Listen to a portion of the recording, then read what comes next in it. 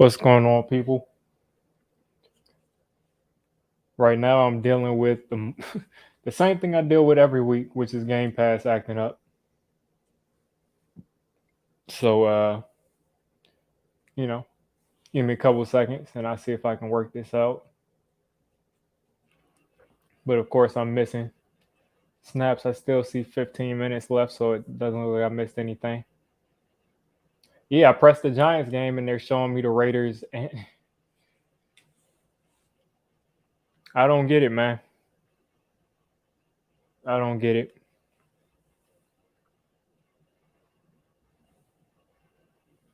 They're showing me the Raiders and the 49ers on Game Pass right now. And I'm trying to watch the Giants.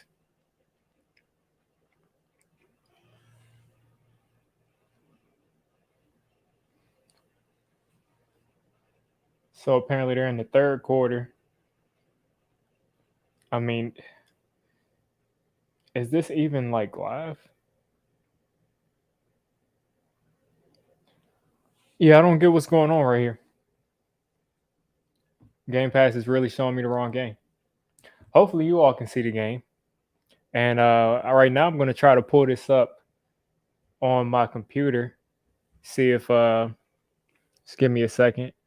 I'm going to share my screen.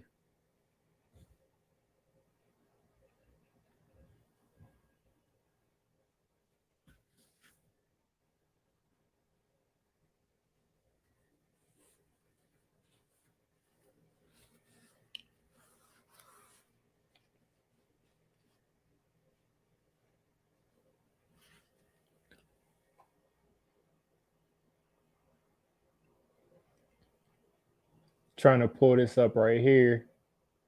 Says that we start at 6, but for some reason, there's nothing going on. So for now, I'm just going to share my screen until we get on.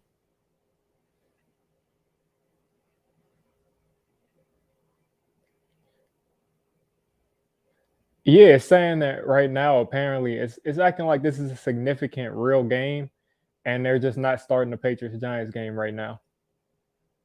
So right here, I got this pulled up. I'm not getting it, man. I don't understand. I mean, if they're gonna do something like this, they should probably like kind of broadcast it so people know that like the game isn't going to start. This is ridiculous, man. What's going on, Les Toast?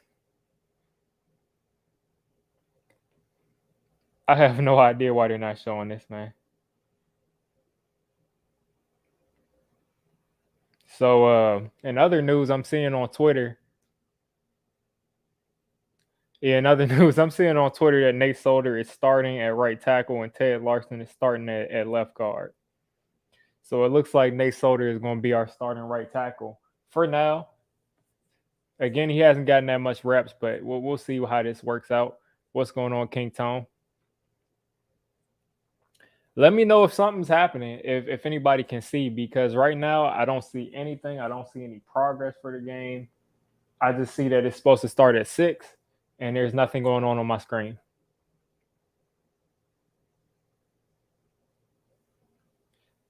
I was like trying to rush to get here. I stopped eating and everything to get here. And they're showing the 49ers and Raiders third string guys going at it in the third quarter. You said they just sang the.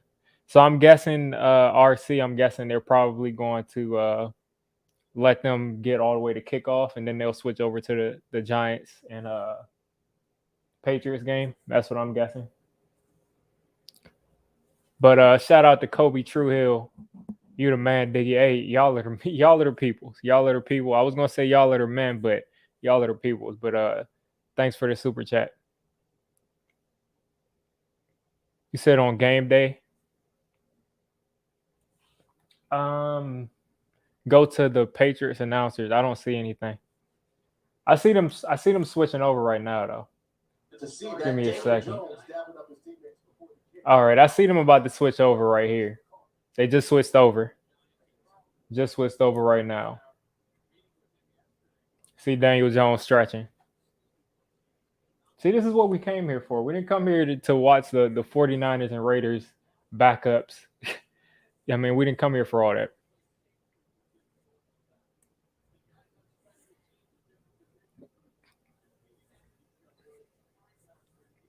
Perfect.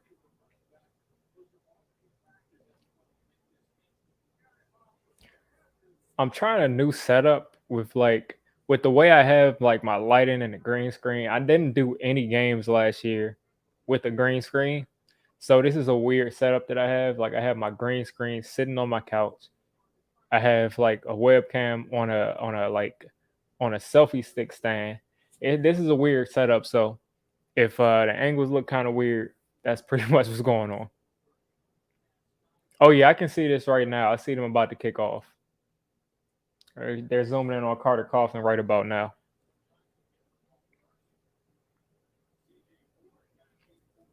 Yeah, I think they were just going to wait until kickoff to switch over to the Giants game. But now we're at kickoff. Yeah, let me go ahead and refresh the screen. You're right.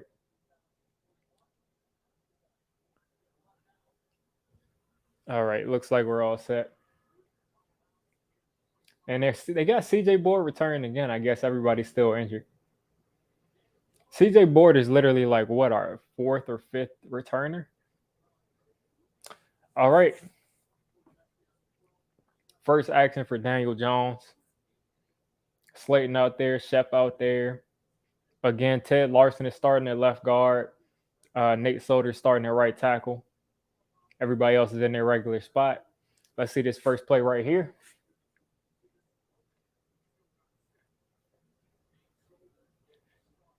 It looks like Evan Ingrams is in an H-back set. And we're running curls. We're running curls, but we connected it. We connected on it. Nice little curl route in the middle of the field. Oh yeah, we got some hair on the interior D line. We definitely do. Moa, Leonard Williams, Danny Shelton. Yeah, we got some hair. But I mean, I just want to see some plays, just a couple of plays where we see guys catching the ball in motion. This is going to be a run though, because this is a Jason Garrett offense, and it's a run, and it's stopped for no. I mean, like Jason Garrett's offense is very predictable. But yeah, they pretty much got shut down right there. I couldn't tell who missed that block or anything. Couldn't really tell what happened there.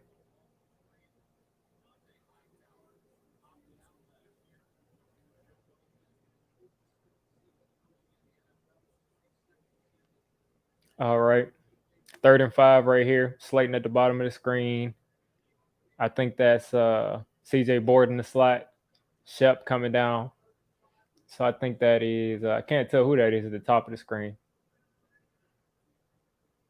Decent protection. DJ put his head down though, and he's gonna go down. Yeah, look, this offense looks pretty much the same. I thought that was good protection, but DJ kind of just put his head down and just well, yeah, never mind. Larson kind of getting bull rush made it hard to get rid of that ball. But guess what? Looks like he held on to the ball.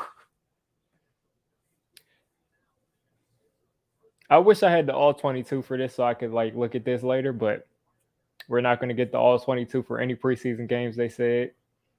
I'm not sure if it's always been like that. I've never tried to look at all 22 for preseason.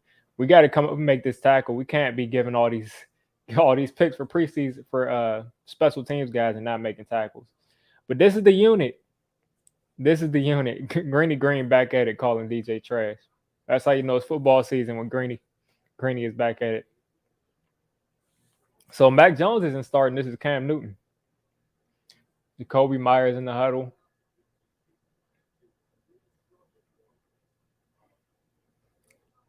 Cam Newton in the shotgun.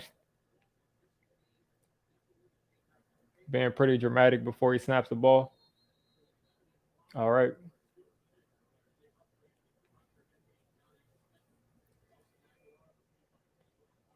Let's see what we got. Right up the gut right there. That was about 4 yards. So we got Tay Crowder, Martinez out there, Zimenez and Carter starting, Williams, Austin Johnson, Dexter Lawrence. So Austin Johnson is starting above Danny Shelton, but I think Danny Shelton is actually hurt. But what's going on, Big Task? What's going on? See if I missed anything in the chat. Yeah, I haven't really missed anything. Getting a nice little pass for us right there. And that's Jacoby Myers, as I thought. It looks like Darnay Holmes is kind of getting dusted against everybody that he goes against so far this preseason and this training camp. I don't know if that was. I don't think that was Darnay's zone. I think that was a crosser in the cover too. But they're moving the ball better than we are so far. You got Aziz in there. Oh, that's horrible. Contain. This defense that's supposed to carry us isn't looking too good so far. Hey, listen, Wildland, listen. At least he didn't fumble. At least he didn't fumble. But this defense is getting gassed right now. Guys aren't staying disciplined. Leonard Williams just overshot that gap and left that gap pretty much wide open. Who is that? Ramondre Stevenson?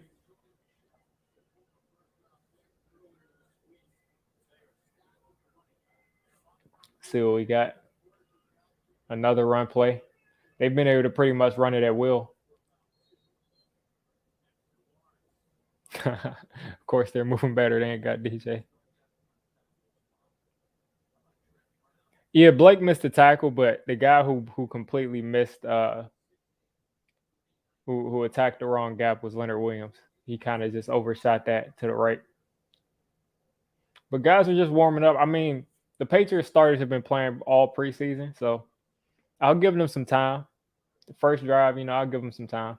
We got Ojulari out here, though. Let's see what he can do. If he can get after the passer. Oh, that's like a nano blitz right there. That's like a nano blitz. Blake Martinez came through there.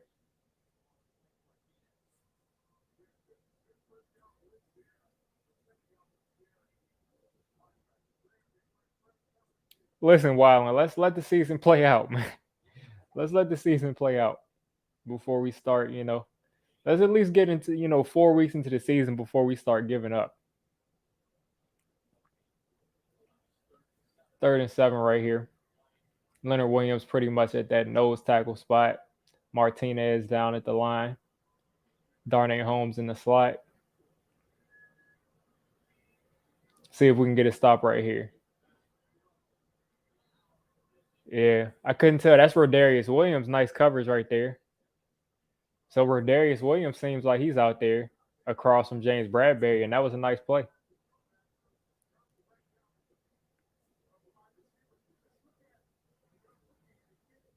Yeah, Rodarius did a pretty good job in coverage, but that pass wasn't going to be catchable either way. Yeah, let the Giants get their feet wet, as you're saying, man. I mean, the Patriots have played their starters in pretty much every preseason game. That field goal looked like he might miss it. But there we go. I think I'm scrolled down too far right here. It kind of bounced back and forth. But so far, we're doing pretty good.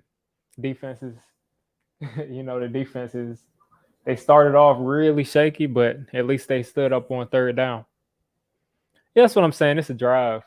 But it does, kind of, I guess, you see your starters out there for the first time, and then your offense goes 3 and out, and then the other team, they start getting some momentum and they go down the field. I understand why people are thinking like that, but I'm going to give it. I'm not even, judging off of what happens this game at all. I just want to see things that I like and like habits change, but I'm not really going to judge how good we're going to be until at least, we got some time. Until at least 3 or 4 weeks into the season before I start saying like this is a horrible team or not.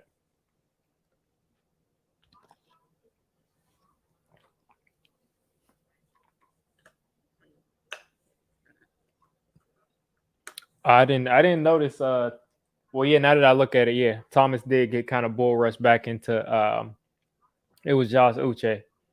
But Josh Uche is pretty good, but Thomas, I need to step up. I can't let him. I can't.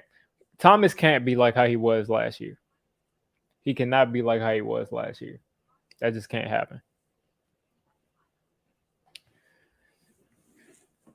Yeah, I mean, Rick, it's too early to say we suck after one drive, but I guess people start saying we suck after two drives.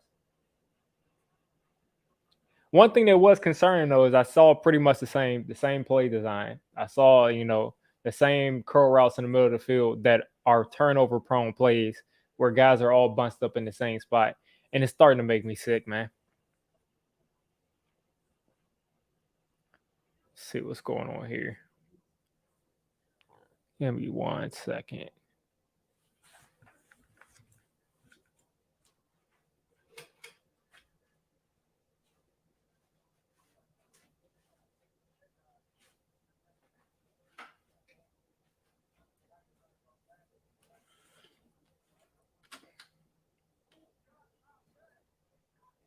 Said Mac is better than Cam. I'm just trying to adjust this setup real quick in a way that makes some kind of sense.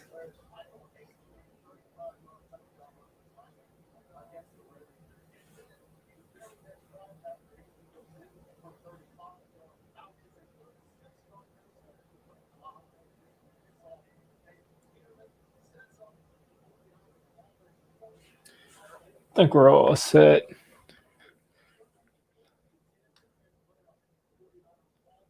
All right. I think we got a little bit of noise here, but it looks a little bit better than the other way. I'm not able to see because my computer is so far away. I probably should have put it closer to me.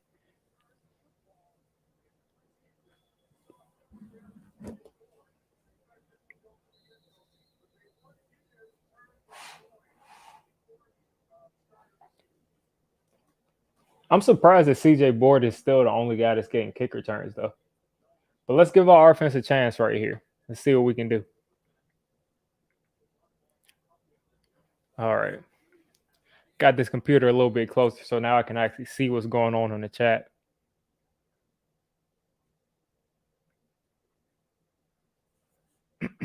All right. Nice little motion right here. Slayton into the slot. Evan Ingram in the middle of the field. Picked up 12, 13. Yeah, this offense looks exactly the same. I can't expect it to be radically different. But again, please, let's start getting the ball in people's hands that are moving. Like, please. I mean, I just really wish we could do that. But apparently not. But I'm glad we got some yards right there. It's never a bad thing. Another shotgun, Evan Ingram in that H-back set. Oh, nice little razzle dazzle. Now imagine this being Kadarius Toney if he ever played. I mean, imagine if Kadarius Toney actually played for us, man. But that was a weird play design. And when I say weird, I mean, unique. Not a bad play design at all. It worked perfectly. Look at Evan Ingram. I was going to say he sealed it all. He did a good job blocking when he made contact. Yeah, that's what I mean. We definitely need to take our shots, but we're in the 2nd and 3 right here, so this is solid. I'm liking that they're using these tight ends as H-backs, though. It's a lot of misdirection going on. Look at Devontae Booker hit that hole. He's still about a half a yard short, I think. Yeah, he's about a half a yard short. Let's get some confidence right here. Hopefully you guys might be a play ahead of me. But I do not know what's going on with this ESPN. All right. 3rd and 1. Let's see if we can get 1 yard with this offensive line. There we go. We got 4 yards on 3rd and 1. Had the offense, they're on their 2nd drive, and they've put together 2 first downs now on this 2nd drive. So they look better than the first drive where they went 3 and out. But yeah, offense looks pretty much the same. I don't think that this offense can do much. Maybe it'll change when we add in Saquon and Kenny Galladay and Kadarius Toney. But the way that it's constructed right now, I can't see this offense being like dynamite. But they look a little bit like they got a little bit more pep in their step as far as the play design. There's a little bit more misdirection. Let's get this ball snapped. Hand off to Devontae Booker. Nice patient running. That's another 4 or 5 yards right there. O-line, O-line looks solid. It looks solid. They had one play where they gave up a sack, but other than that, they've looked solid. I haven't been paying attention specifically to Andrew Thomas. I'll look at him this play, see how he does.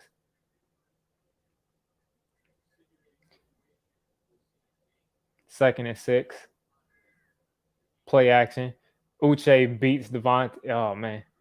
Josh Uche really just worked Andrew Thomas to the inside, and that's not what you want to see. And Greeny, yeah, I mean, I'm not on the anti DJ train as much as you are, but you kind of want to see DJ start moving instead of acting like he's a stationary quarterback when he gets pressure in his face. But he delivered the ball to the running back. I don't think that was a bad play, but you do want to see him start to move around some more. I don't know why ESPN keeps jumping around, moving where the thing is. But there's motion before every play now. It's almost like Garrett is trying to make fun of fans saying they wanted motion in the playbook. Play clock at 2. There we go. Evan Ingram's about a yard short. That ball was thrown pretty low.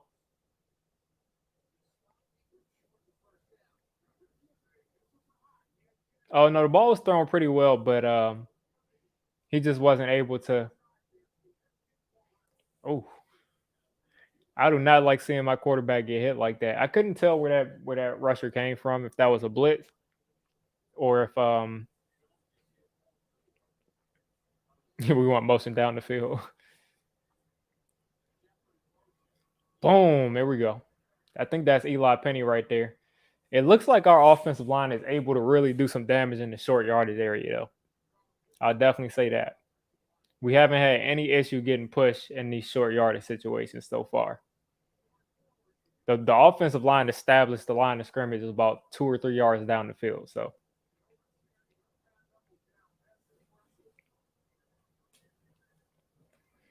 8 plays, 38 yards so far. I mean, it took us 8 plays to get 38 yards.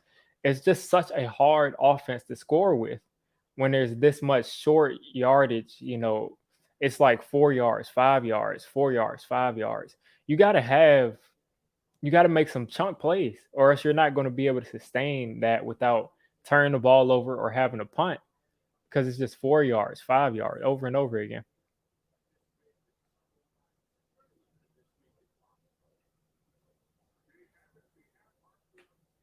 Yeah, Thomas isn't having a good game right now. He's been dominating all off season. I guess you guys are a play ahead of me though, because I haven't seen this. Oh boy, Andrew Thomas is getting destroyed.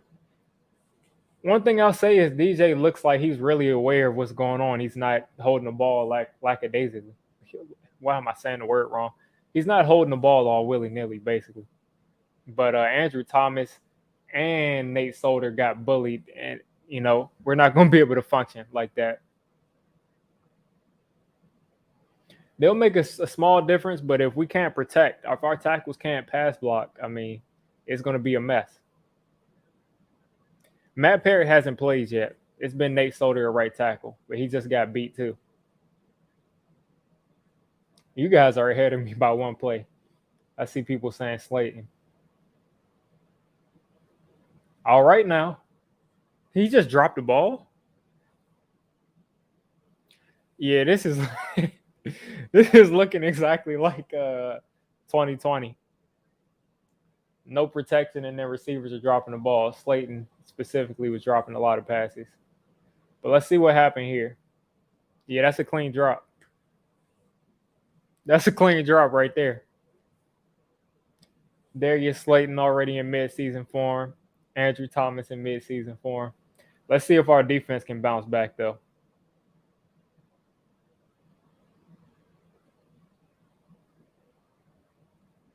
Darius Slayton has like one more time to drop the ball. Like you guys have got to like start giving Darius Slayton the same amount of criticism you give Evan Ingram. He says you blame Diggy for hyping us up. We're not going to be able to tank with this roster, but maybe we can. Who knows? I mean, Rick, they're going to blame DJ. What they're going to blame him regardless. I mean,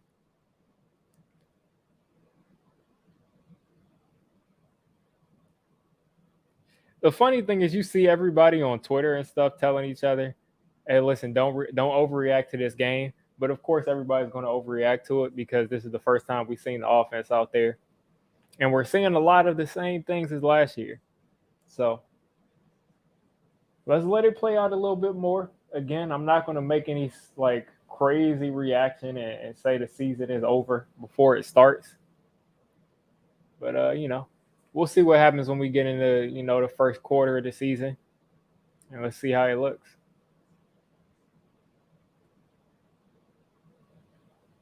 I have not heard Donda. I haven't heard it. I haven't heard any Kanye album, and like I haven't listened to any Kanye album in a while. Once Kanye made that move over, I think to Title or something, where he completely released it on Title. I've never heard that first album that he released on Title, and then everything after that I haven't seen. He said week one we'll know if Daniel Jones is a bust. Oh boy.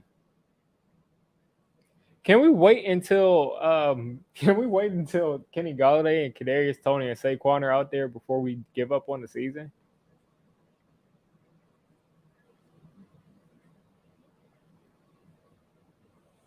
I mean, we said that we needed to upgrade the offense, didn't we? Everybody agreed with that. We need to upgrade the offense. We need to upgrade the receiving core.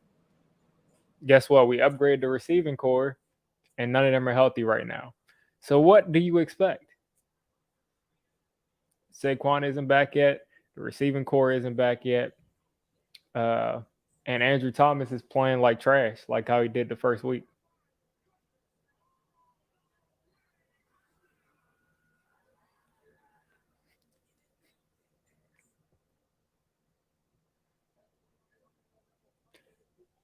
I don't care about an update from the Raiders 49. I would be kind of pissed if they were showing the Raiders and if I was a Raiders or 49ers fan and they just cut the game off while I was like broadcasting.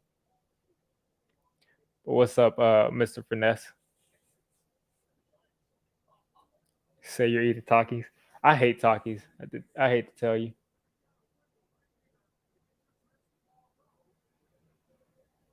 Oh yeah, he had a window right there. DJ is again looking for the huge play instead of just taking what they're giving him. But let's stand up defense. Let's stand up. Let's show them. I mean, we talked all this trash. Giants fans talked about how this defense is supposed to be so elite. So let's stand up.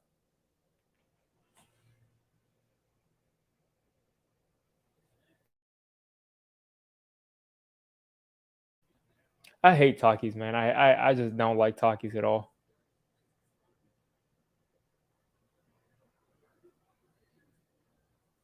This is a weird looking zone coverage. Okay, you got McKinney walking down.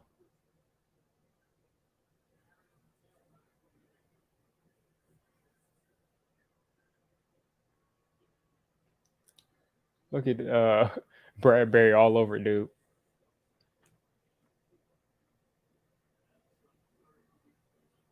Yeah, I've had Game Pass for a little while now. They got to bring back the all 22 though.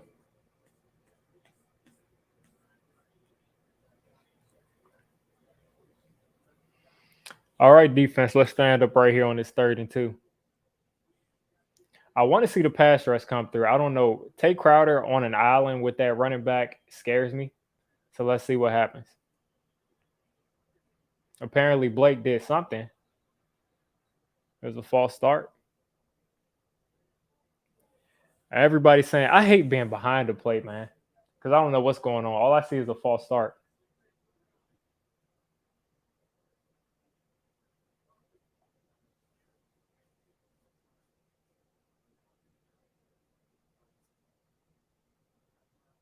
Okay, I got spoiled. Apparently Blake caught an interception. Apparently he caught an interception. I don't know why I'm that far behind. I'm usually not that far behind. But I like how they've been walking Blake Martinez down to the line of scrimmage and then allowing these safeties to kind of play his. Oh, look at him. Blake taking interceptions like that, covering receivers down the middle of the field in the Tampa 2. That's crazy. Hey, I appreciate that, Twan. My weekend's been pretty good. Just hoping to see the Giants make some plays today. That's first of many. That's the first of many.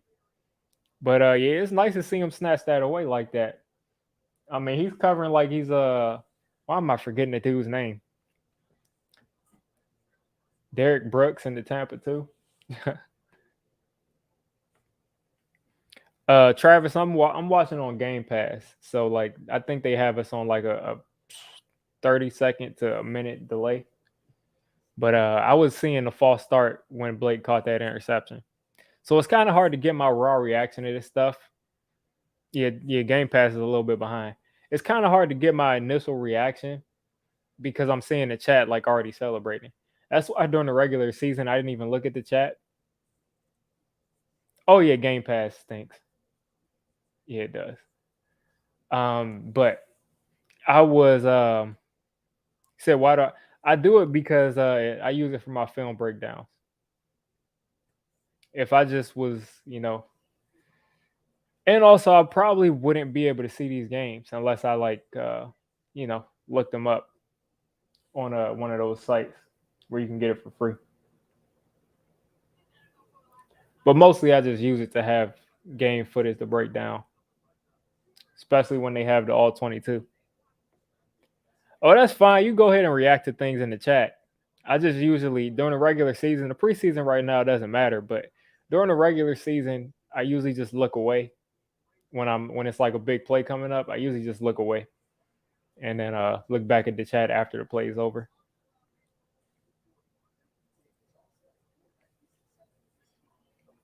But we got Unlimited in here. Haven't seen him in a while. Yep, yeah, I'm in DC, so I don't have NFL Network because I don't really watch cable, so I don't have that. But I guess I would get that if I lived in New York. I would get the actual NBC channel. But only way I'm going to get that is if I pay for Game Pass or I go on one of those streaming sites. So, but mostly, I pay for Game Pass for the all 22, which hopefully they bring back. They said they're going to try to get it back before the season.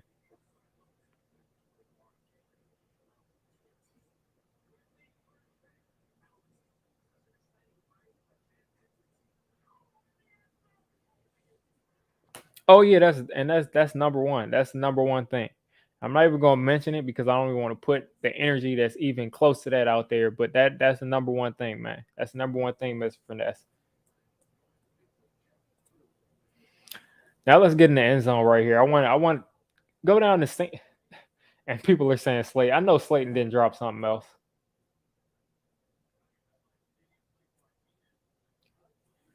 Hey, that's lit, James. That's lit. Since 1988. All right, let's see what we got with this dude Slayton, man. Apparently he's been out here acting up. I'm surprised that David Sills hasn't gotten any snaps or Dante Pettis with this first team. Oh boy. See, listen, Mr. Vanessa, I'm not going to blame this on you, but that's why I said I didn't even want to put it out there because you see Slayton limping around, man. That's what I said, man. You don't want to see, you don't even want to talk about it.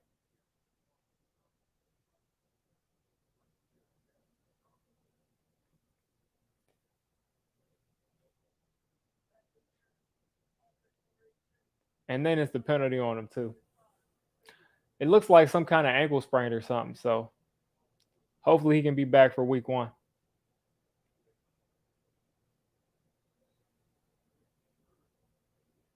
Let's see. Yeah, he just turned his ankle. All right, he'll be all right. He'll be all right. He'll be all right. That's just a regular. It looks like basically what Adoree Jackson has. He should be back for week 1.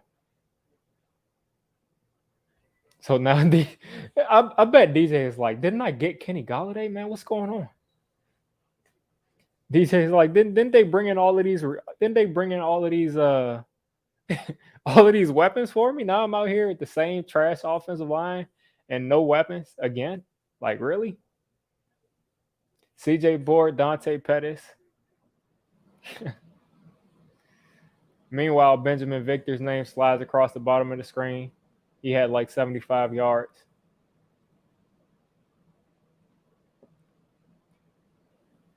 Second and 12 here.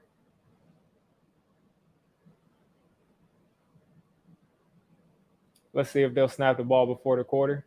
Nope.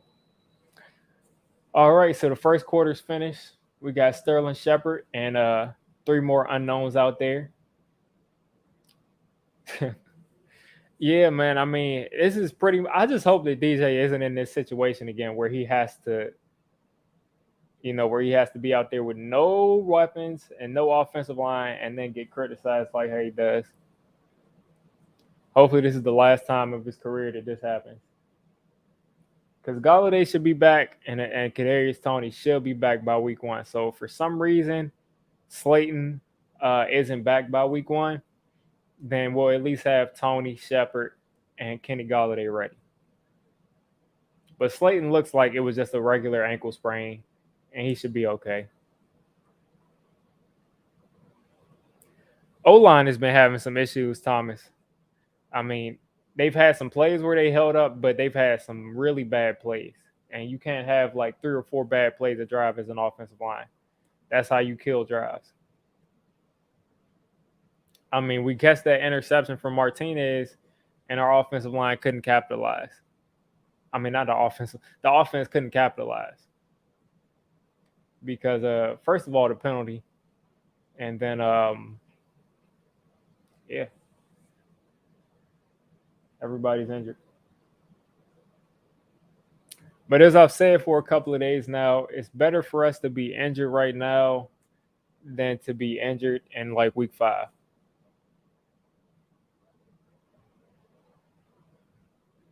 Apparently, the 49ers haven't been making too much noise.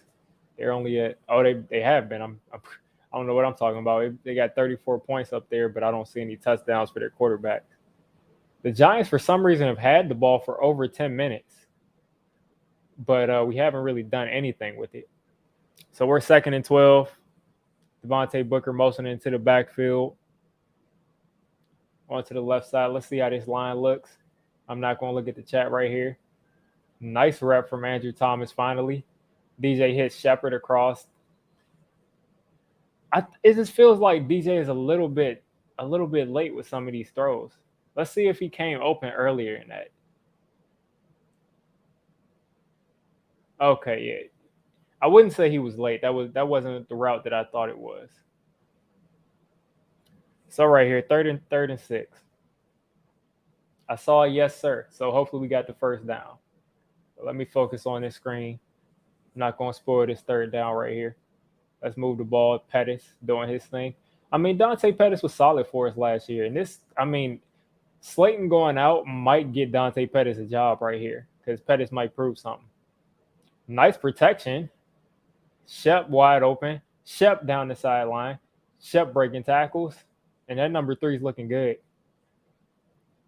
Oh, yeah. Thank God Shep is out there. That's a beautiful route. And then for him to get some yak, that's beautiful. All right. Hand off to Devontae Booker. I don't think they're going to run DJ at all this preseason. I don't think he'll run. But shout out to Rick Tonius Prime for the $4.99 super chat. Our wide receivers are trash. O-line is worse. 6-win season. DJ is going to struggle again. Hey, I mean, listen, guys are injured, but Galladay and Tony will be back along with Shep. So our wide receivers have a chance to be good. But this O-line is 100% got to step up. Let's see what we got here on 2nd and 8. Devontae Booker picked up a nice. Oh, Shep is a step too short. But Devontae Booker picked up a nice blitz. I like what Devontae Booker did right there because we have not had running backs that could pass block, and Matt Parrott just got whoopsie days. Well, Slayton is back in the game. Dude must be worried about his job. I don't think he'll get cut, but he must be really wanting to fight out there because I see no reason why he shouldn't be in the game. I mean, he should be in the game, after getting injured. So I see some more people celebrating. Looks like Sterling Shepard makes another play on this 3rd and 8. I mean, for Shep to do it by itself, that's going to be crazy. Slayton back in the game. Looks like it was some pass interference or something. Yeah, this offensive line is looking really shaky.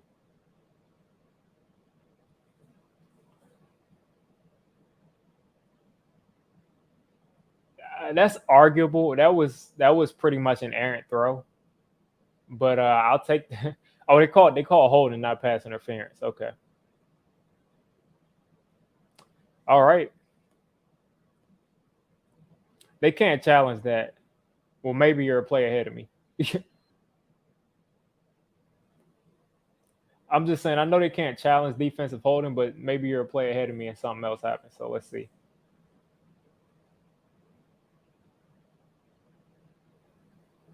All right. Oh, that looks easy money. Yeah. Yeah, I can see how you could challenge that. But that was a nice play design. I like that. Get Evan Ingram in space, man. Get him in space. That's how they use all of these athletic tight ends. Let's see if he was able to get in there. The butt is down right. Yeah, he's not in there. He's a yard short. But that's a nice play design. I like that. I like that from Jason Garrett. He's a yard short though. They should just run it in right here with Devontae Booker. Our offensive line in short yardage has been good. A flag? What's going on? Okay, penalty on them.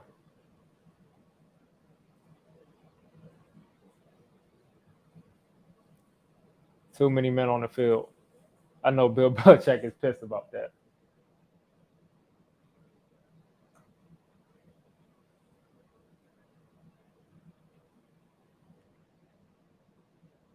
All right, let's just run it in right here. Let's just run it in.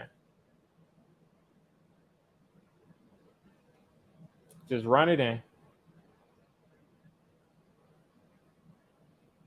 Yeah, he's short. What's going on right here? I see the chat going crazy. It's preseason. I'm looking at the chat. This is hilarious. I wonder what happened. I wonder if somebody threw a pick six or something.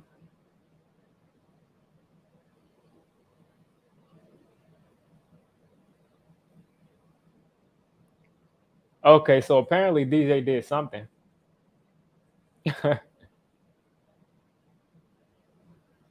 Oh boy. Yeah, that's an inaccurate throw. That's just an inaccurate throw right there. The dude was open, he just threw it behind him.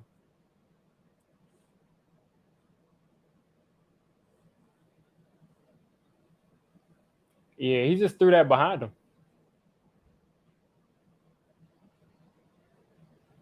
All right, so that's the end of that drive. I think DJ will get to the end of this first half, but that was definitely on him. Definitely on him. Got to be more accurate. Not a bad decision, but bad accuracy. Definitely the time to do it. Hopefully he doesn't do that again. You're done, man. This is. But yeah, let's see if the defense can do something for us. Yeah, it was a nice play design.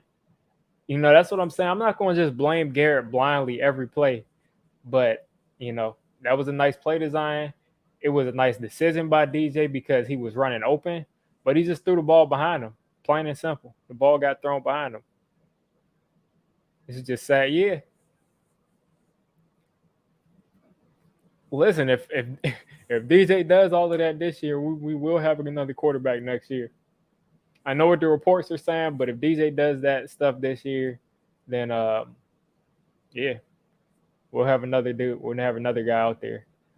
But yeah, nobody's really doing anything. Going to keep making excuses. Didn't I just say? I don't know. Maybe the people in the chat. I mean, but what I just said that was a bad throw.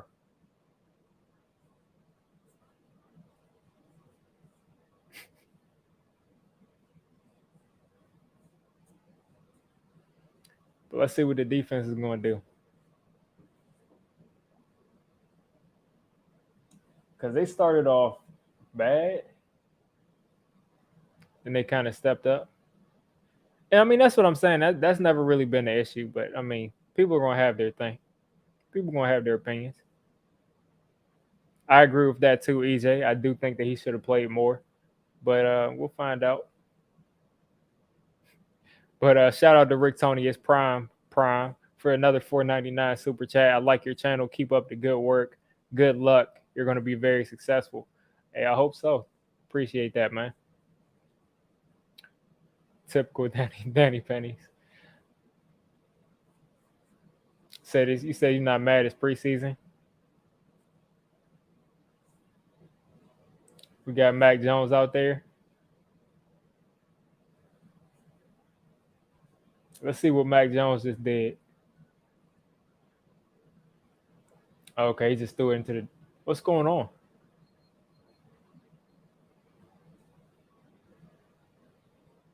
Who? Mac Jones? Yep. Holding on the defense. I wonder what just happened right there. I couldn't tell. I mean, how are you holding on defense on a screenplay? I guess they called it on Dex.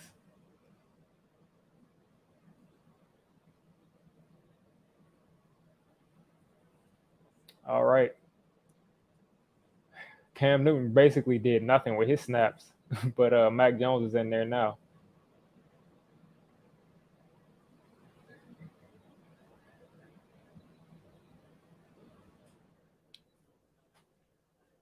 I don't know what was going on right there. Delay a game.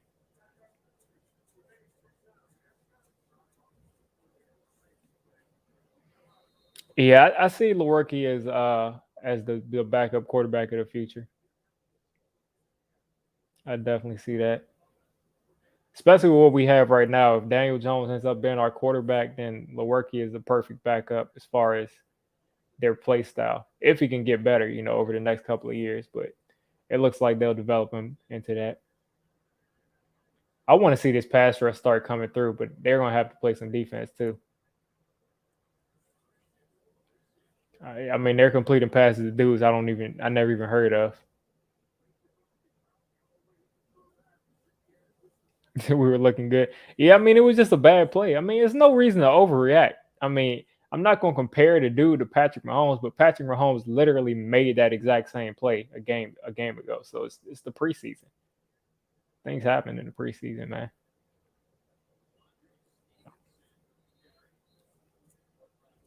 Yeah, Parrot is getting destroyed every time he's out there. Andrew Thomas was getting destroyed for a while.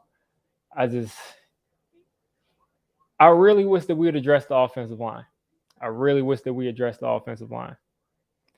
I mean, some people just, I mean, they thrive off negativity, man. I'm not going to start, talking trash about the dude until, I'm never going to talk trash about the guy we got out there, but I'm not going to panic and just give up faith in him until we at least are, a couple of games into the season, man. Especially when we have Kenny Galladay out there and Kadarius Toney and Saquon Barkley. I mean, they're going to make a difference. But on that play, he definitely messed up, man. The ball was behind dude. It was an inaccurate throw. But let's at least see our entire offense out there before we start like panicking. Like it's like we just got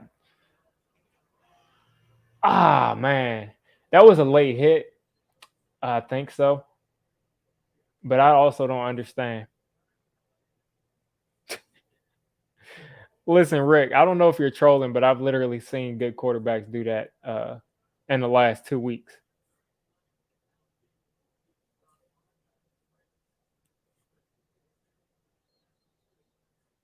I don't know who they just called holding on. Oh, Bradbury. Yeah, but Rick, I literally saw Patrick Mahomes do that, run to the sideline, and then just throw a pass into like five people and throw an interception. So I mean, people do that. Yeah, that's a nice play design right there. Who's that? Hunter Henry? Can't tell who that is. Oh, some bum. Mac Jones seems like he's gonna be pretty good. Yeah, it was at the 2 yard line. I mean, Rick, it was just a misfire. He just threw it behind him.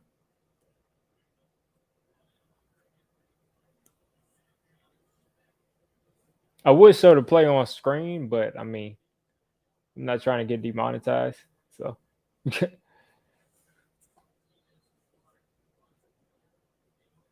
but Mac Jones has been like dotting people up. Mac Jones has been dotting people up all preseason. I've always had him as my. I had Trevor Lawrence, Justin Fields, and Mac Jones at three, and the rest of the guys behind them. And I always thought Mac Jones got a bad rap. Like people acted like Mac Jones was some like 6 round quarterback. The dude is solid, man. Look at Tay Crowder coming down that A gap though.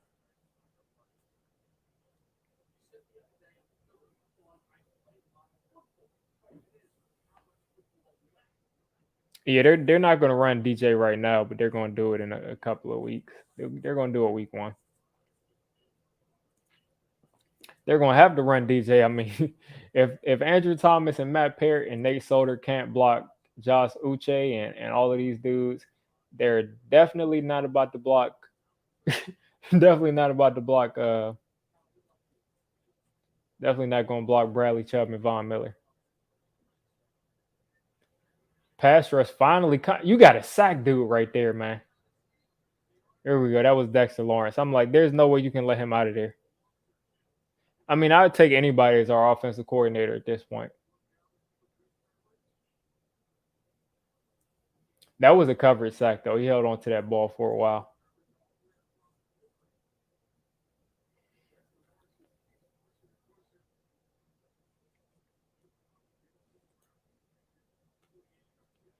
"48-yard field goal. See if we can get a block." I really wish I could see Ellison Smith out there.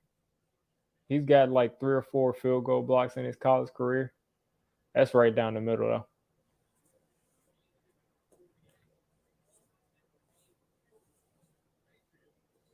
Listen, people, if you believe that the Giants are going to win, 3 or 4 games and they're going to be horrible, then listen, that's what's going to happen. But we have all of the draft capital in the world to trade up and get another clone of these running around, throw it 80,000-yard quarterbacks.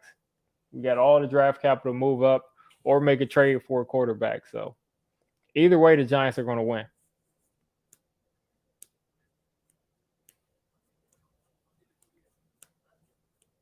We'll see how it plays out. I don't see a world where Patrick Graham becomes our head coach, though. I think if Joe Judge was fired, it wouldn't be to hire Patrick Graham. It would just be to go ahead and hire someone completely out of the loop.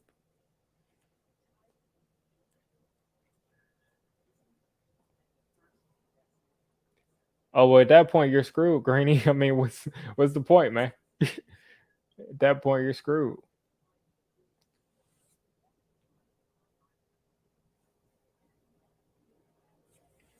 I mean, if you put the defense together, you like the defense. If he went out and hired Joe Judge, then gotta have something to him, man.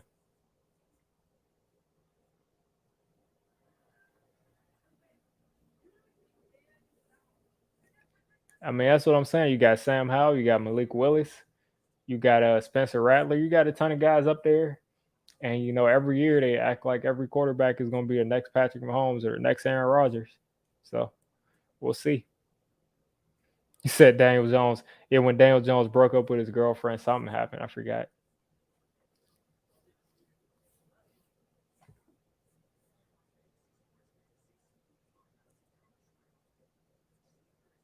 And that's facts, man. I mean, if he doesn't do his job, he's going to be replaced. It's just plain and simple. I'm not going to wake up every day and be mad about Daniel Jones. I mean, either he's going to perform or he's not going to perform. Doesn't perform, he'll get replaced. If he does perform, then he's going to be here. I'm trying out the sleep. Has anybody here ever used the Sleeper app? Because I've never used it. Is that new? Because I'm in a fantasy league on Sleeper, but I haven't used it yet. And it looks cool, but I don't know if it's new this year or I just keep seeing commercials about it. I mean, listen, I had about 200 angry Giants fans commenting on my video telling me that I was an idiot because I wanted to fix the offensive line instead of taking Aaron Robinson, who's not on the field right now, who's not nowhere to be seen, whose tummy is still hurting right now because I didn't want to take him and I wanted to address the offensive line. I didn't know anything about football. Now look where we are. The offensive line is still in shambles. There goes CJ Board with a nice return though.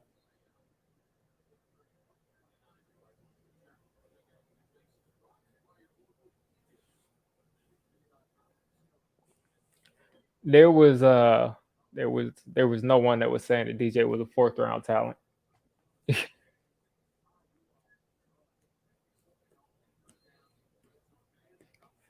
That's one of the biggest forms of misinformation that's out there is that DJ wasn't going to go in the first round when it was very well documented that the Giants, the Washington football team, and the Denver Broncos all were heavy and on DJ. That was well documented that they were heavy into selecting him. And Jay Gruden basically lost his job because he wanted to take DJ instead of Dwayne Haskins, and they basically made him go with Haskins.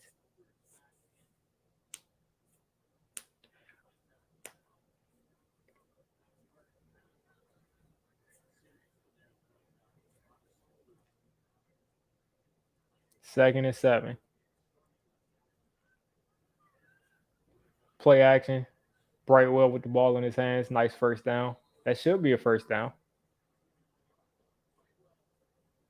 I'm glad they're finally giving Brightwell some burn, man. Like our rookie class hasn't done anything so far.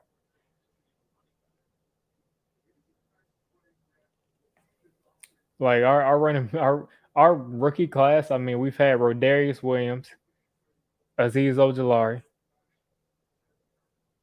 Oh, Jones just threw a. Let's see what happens right here.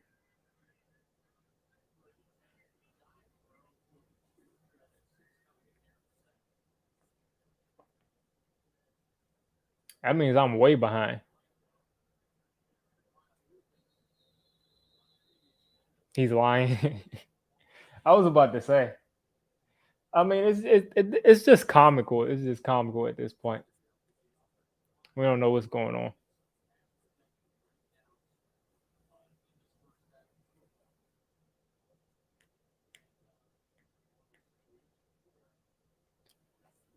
It looks like it looks like Rick is gets a lot more turned up when it comes to the season. He gets a lot more into it when it comes to the season. In the off season, he seems really relaxed.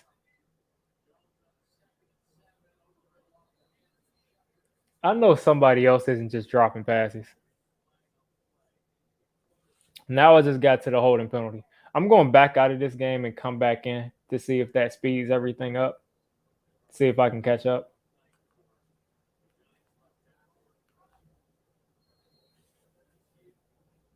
Let's see.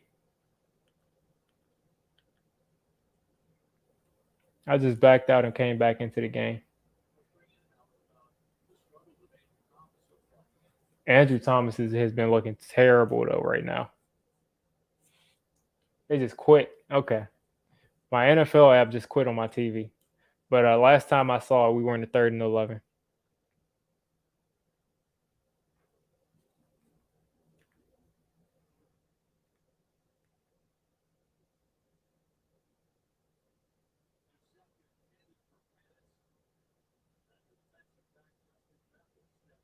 I couldn't see what happened right there. Evan Ingram limping off. Oh boy.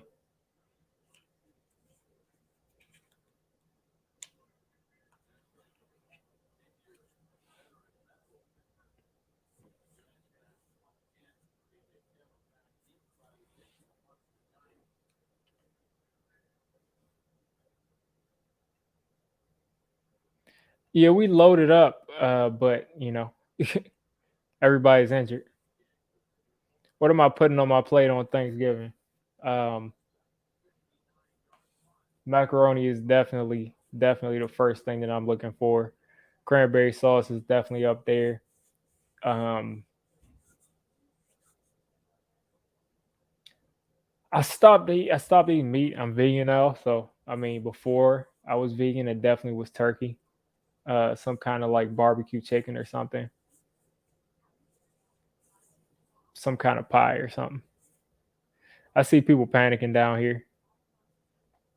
I mean, I'm not I'm not gonna be stressed out in the preseason. I'm not gonna do it.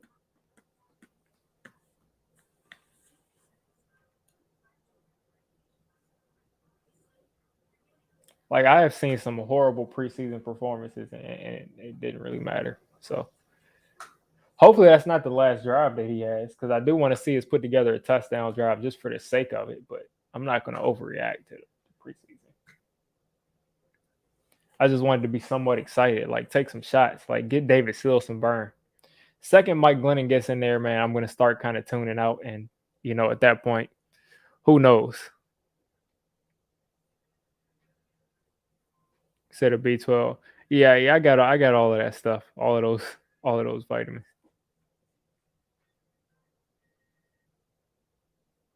He said I got to stop. That's hilarious.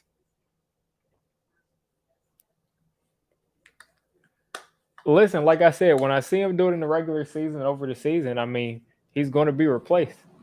I'm not going to waste energy like hating on my own quarterback. I mean, shouldn't we want our quarterback to do good?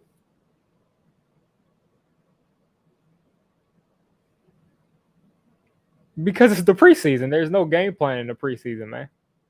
That's we just saw like a bunch of teams get blown out in the preseason. It has no bearings on the regular season. There's no preseason. I mean, there's no game planning. There's no matchup. There's no analysis. There's just line up and play. Some of these times they're literally telling their team, we want to work on this particular thing, so this is how we make this decision. Like, it's not real. It's not regular season football.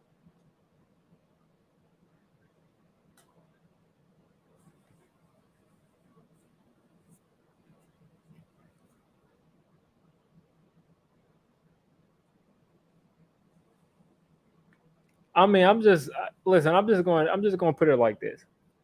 Until I see Daniel Jones be a bad quarterback, while he has Kenny Galladay and he has Saquon out there and he's got all his weapons out there, and we're 5, 6 games in there and the offense sucks.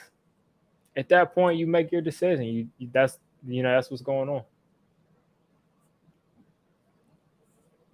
But to say like from like 2 or 3 drives that he's gonna have a horrible season when he's got nobody out there, I'm not really gonna do that.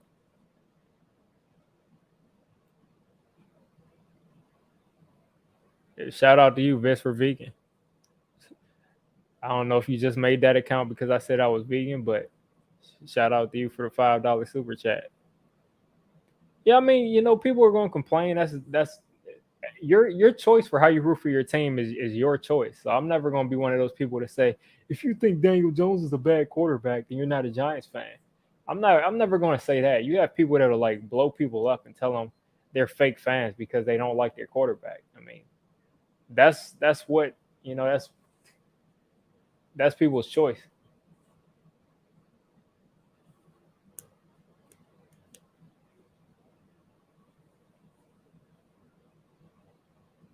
Yeah, man. I mean, I don't know what just happened right there, but somebody fell on top of Austin Johnson, and then you got Evan Ingram limping out of there.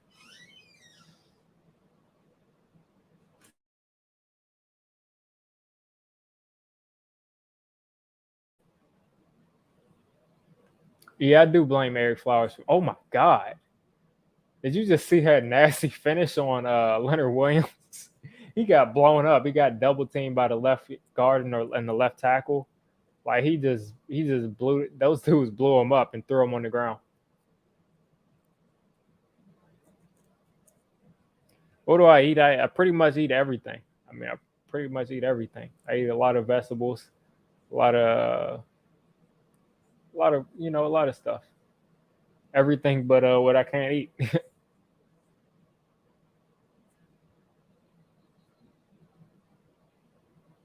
Looks like they called a timeout. Yeah, Ryan Anderson is like juicing to be the sixth or seventh outside linebacker on the team. I promise he wasn't going to make the roster.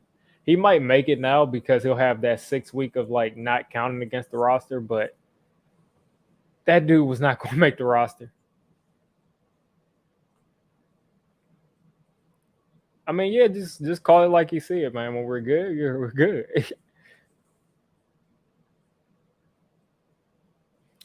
But yeah, I definitely blame Eric Flowers for a lot of things. Eric Flowers single handedly ended Eli's career. Well, not single handedly, him and Bobby Hart and the rest of that offensive line that they put out there definitely destroyed Eli's career to the point where he started flinching. I just doubt it. I mean, we can't say that we're excited about getting Kenny Galladay and we like Blake Martinez and we like James Bradbury and we like Jabril Peppers and we like all these players on the Giants, and then we at the same time we say that Dave Gettleman can't draft. That makes no sense to me. So if you think that Jabril Peppers and Blake Martinez and all of these guys are bad players, then sure. But I mean, you can't have it both ways. Either he can bring talent in here or he can't.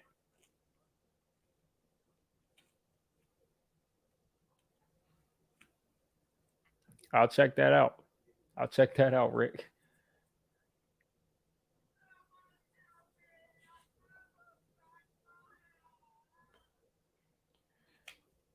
I'll tell you though, the biggest thing that I'm taking away from this game though is definitely what's going on with Andrew Thomas and Matt Parrott, because it looks like they're going to be two sieves on the outside, and we can't have that.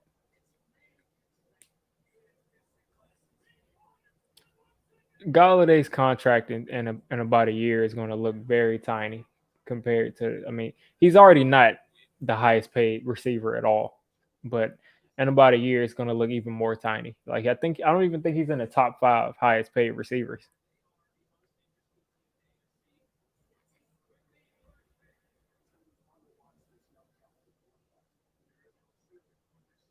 Yeah, I'll definitely check that stock out.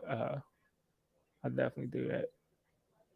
Yeah, I mean, Andrew Thomas has been flawless all this time, even in the preseason. And in the first preseason game, he was flawless. But all of a sudden, he gets out here against the Patriots and he's getting destroyed.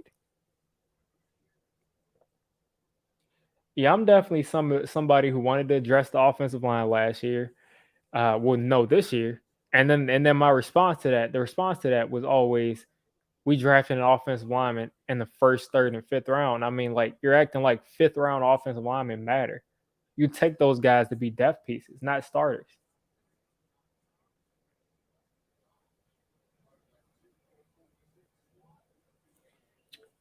All right.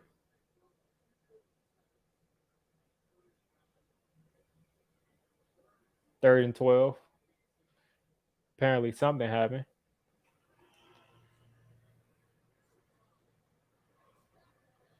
What's wrong?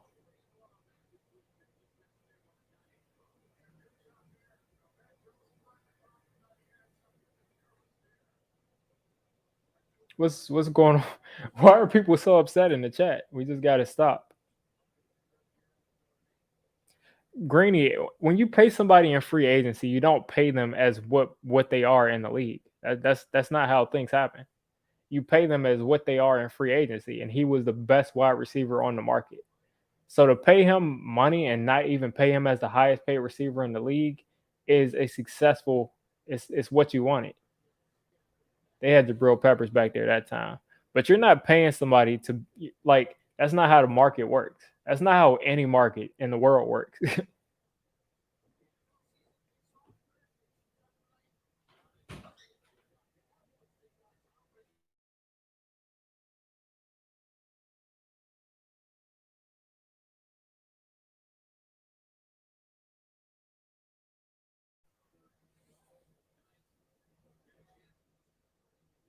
Yeah, that's true. The coaches are terrible. I mean, you seem very upset, man. Harrison Smith is a lot better than Jamal Adams. Jamal Adams is a defensive end, pretty much.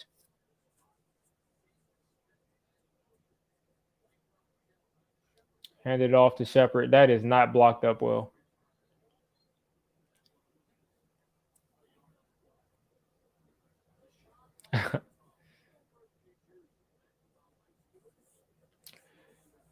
Yeah, I mean we're running pretty much the same plays as last year. Harrison Smith's stats are like similar, really similar to Troy Polamalu's. It's ridiculous. Hopefully we can convert on this second and second and third down coming up, so we can get a nice 2 minute drive because I'm pretty sure they're going to pull the offense after this second quarter, and I'm going to have to hear Giants fans complaining for the next 2 weeks until week one. And then if we score like 40 points week one, or the offense looks good, all of a sudden Giants fans are going to be out there saying that the offense looks like the best in the league. It's always like supremely high or supremely low, but that's how people are. That's how fans are.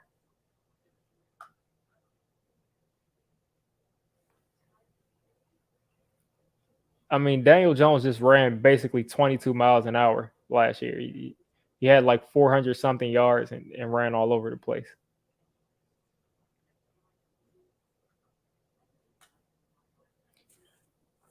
I'm just saying, is it that crazy to like let's see how the offense looks in the regular season? Like, is it just that crazy to say? Like, let's see how they look when we have all of our weapons back in the regular season.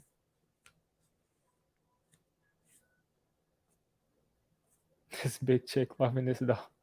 I don't know what's going on with you, Granny. I don't know what's going on, man.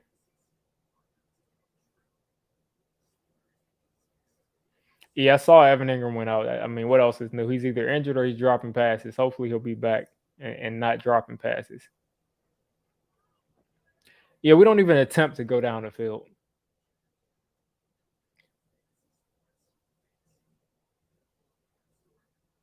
We don't even attempt to go down the field. There's no variation. I mean, it's pretty much the same offense as last year, besides, a couple of misdirection plays.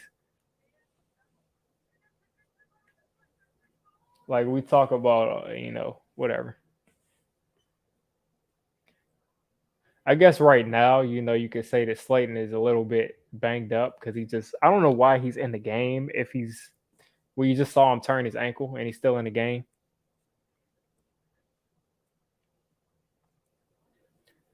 Yeah, it looks like Evan was going to end up walking after this season.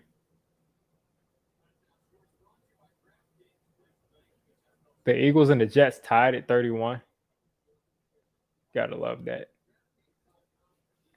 I feel bad for the Giants fans that went to this preseason game expecting to they probably got those tickets after the Galladay signing or something. They thought that they would see like our actual starters.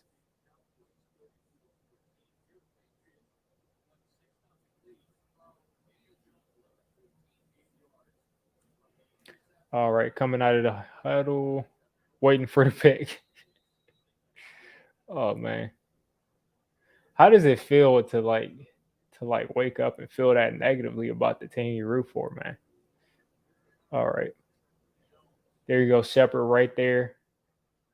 I feel like he should have gotten straight up the field instead of trying to, you know, juke people out and stuff. I feel like if we don't get this short third down, we're pretty much going to go for it. I'm not going to look at the chat here for most of this drive if we convert. All right, Caden Smith for the first down.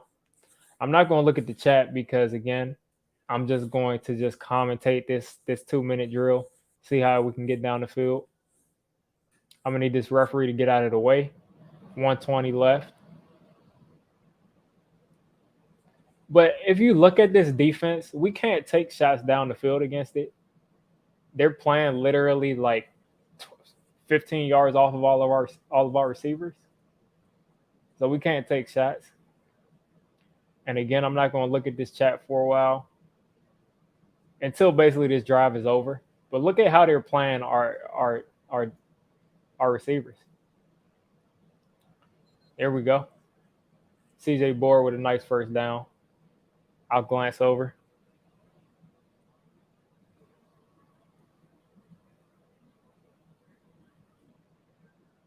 Is Barkley a bust? He's got a chance to not be a bust, but if he's never able to be good again, I mean, I think at that point he's not what you wanted. All right. 50 seconds. Giants are putting together a little decent drive.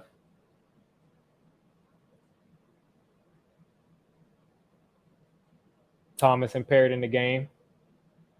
Decent protection. Gary Brightwell with another catch. He's showing that he can catch the ball. I mean, I think Brightwell will end up on the practice squad. I think he'll end up on the practice squad, but he's showing that he can catch the ball a little.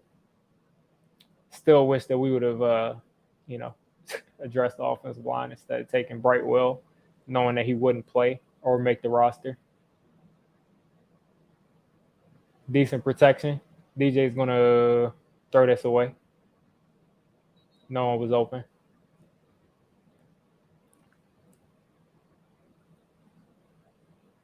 You think Brightwell's better than Clement? That's interesting. Maybe he is.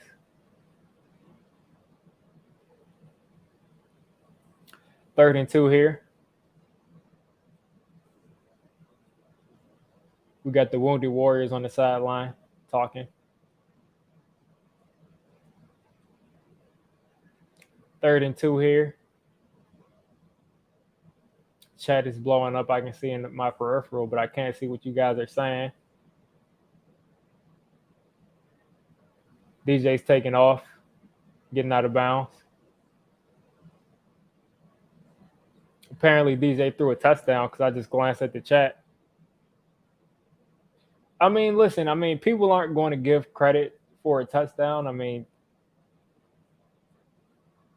you got to overreact to the bad things and underreact to the good things. It keeps your expectations low, so you don't get disappointed. Stepped into it. That's a strike to Caden Smith. I'm happy that DJ is targeting Caden Smith down the seam like that, man. Because look at Ted. Who is that? That's Kenny Wiggins that spiked the ball. He said it was his first read. That's what I'm saying. You got to overreact to the bad things and underreact to the good things. Because we're going to act like that's not a good throw.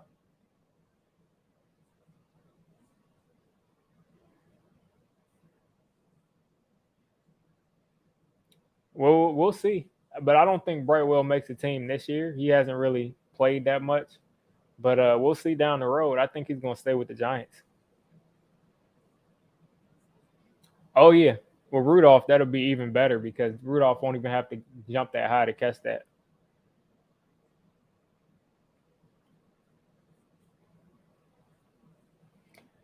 So, that'll pretty much satisfy, about 40% of the Giants fans, or I'll say 50 to 60% of the Giants fans. Rest of Giants fans are going to focus on the rest of the game, which is fair. But pretty much, you don't see me jumping up and down because DJ threw a touchdown in preseason, and you're not going to see me throwing stuff around because DJ, threw an interception. It's all the preseason. It's all the same thing. I definitely believe that. I definitely believe that when Stepper was coming out, that he's literally like the, the J. Crew version of Odell. So 25 seconds left. I'll imagine the Patriots will probably nil this out. But I doubt we'll see DJ play after this half. But I'm glad we got into the end zone. But why make it so hard, man? I just wish we could take some more shots.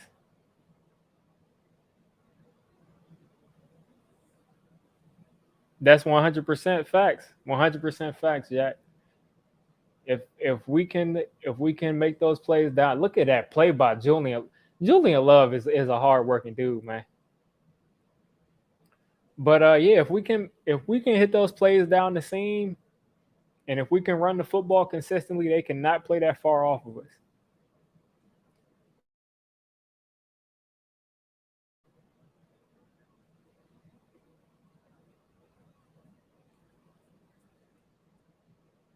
That's 100% facts. I think we all can agree on that we have enough talent, but Garrett is something else.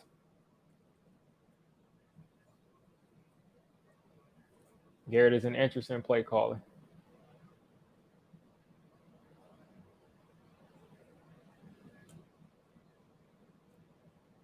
Well, look, they called a timeout or something. Okay, said you get excited when DJ throws it away.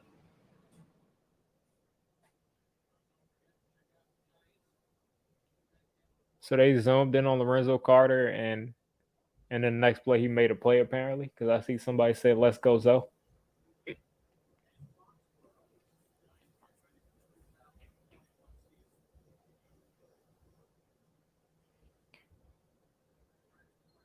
Giants are in pretty much a press man looking defense. This is definitely a coverage sack, and Zoe brought him down. I think that's going to do it for the half. The defense looked decent. I mean, they gave up 6 points. Offense looked all right. DJ threw that bad pick, but if you look at our offense, I mean, I guess we had pretty much two, length of the field kind of drives. Exactly. We should have 14, but DJ misfired on that throw.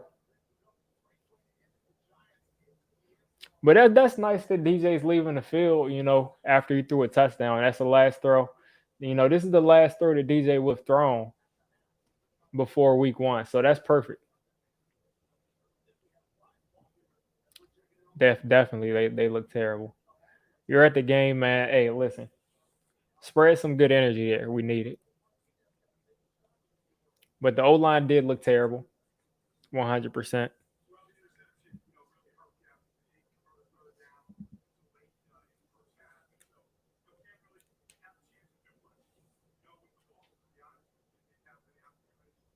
Yeah, Cam Newton didn't get any opportunities. I'm watching Baldinger break down the first half. Cam Newton pretty much got no opportunity to do anything. But I think Bill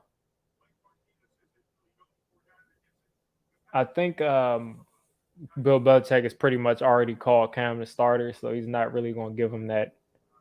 He's not really going to give him too many opportunities. It, all right, Greeny. All right, a guy that's never even thrown more than he's never even thrown more than 12 picks in a season, man. Yeah, the Patriots defense is similar to ours, to where they're not going to give up that big play. So I'm saying, like, why aren't we taking those shots? But at the same time, maybe there's that excuse of like they're not going to give up those deep shots. They're playing off. They're playing not to give up the big play. So yeah.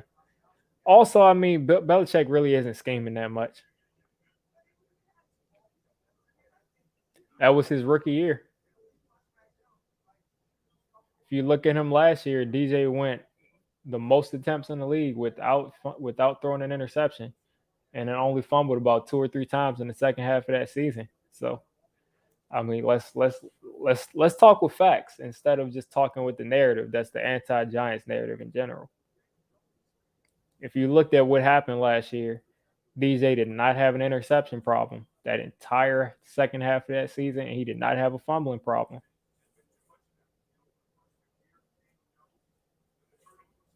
And that's what I'm saying. When you just look at things in a vacuum and you just say that he has a turnover problem, if you look at the last time that DJ was out there, you look at his last 7 or 8 games, he had the longest non-interception streak in the entirety of the NFL, and he fumbled about 2 or 3 times in the second half of that season.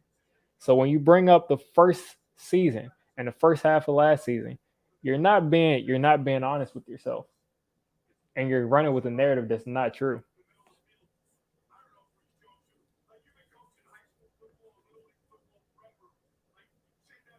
I mean, let's bring up facts. If you want to say that DJ doesn't make big plays, if you want to say that he only had 11 touchdowns last year, that's one thing. But when you want to talk about he's turnover prone and he has a whole bunch of interceptions, that's never been the issue with him.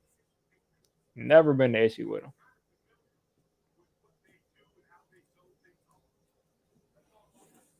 If I wanted to criticize DJ, what I would say is that the dude, he had a horrible offense last year, but at the same time, he still only had 11 touchdowns. Second thing I was criticizing him on, a lot of times he holds on to the ball for a long time. Third thing I would criticize him on, sometimes he sees things forward, he sees guys open, but he doesn't pull the trigger on it, and it gets him in trouble. But I would not say that he's a turnover prone guy. I would say he leaves a lot of plays out there sometimes, but I wouldn't say he's a turnover prone guy because from the last time we seen him out there, he wasn't.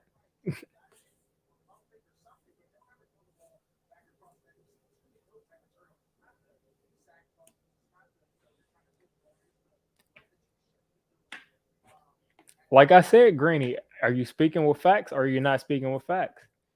Because if you want to go off a narrative,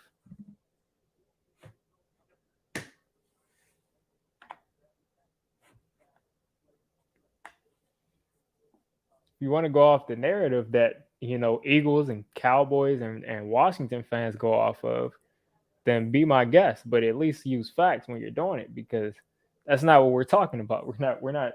You're making things up at that point. That's all facts. We got Caden Smith.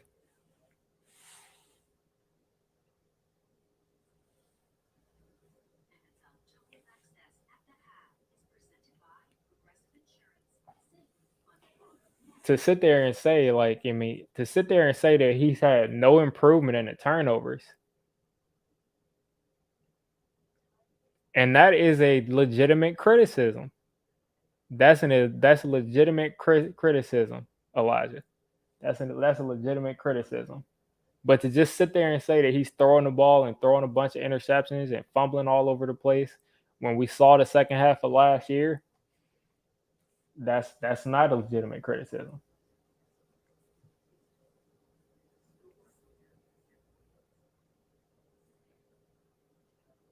I mean, for the most part, DJ was okay. He did. I mean, he didn't look spectacular at all, but for the most part, he was okay. And then he had an incredibly inaccurate throw in the red zone and cost his team, 7 points.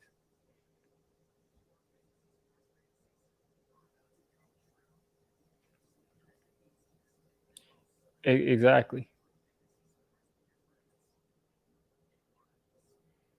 When you listen, Greeny, you can't just put things in a vacuum.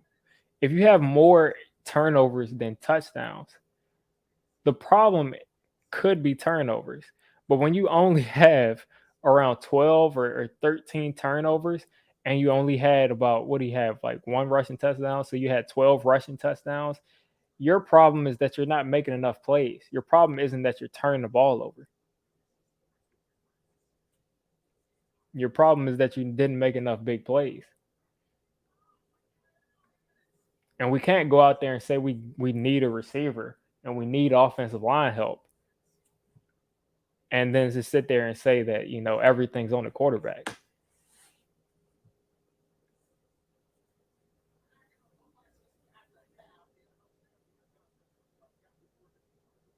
I mean, that's because that's the truth.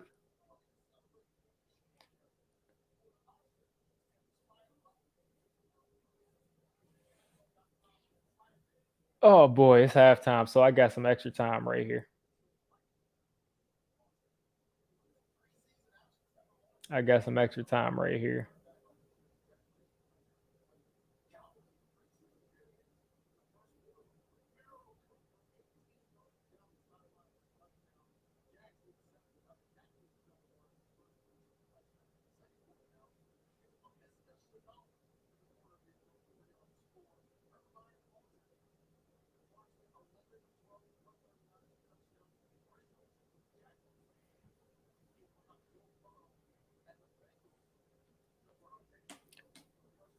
Yeah. I mean, basically what I'm saying is like, let's watch the season before we start panicking and just like complaining and like, I mean, let's relax.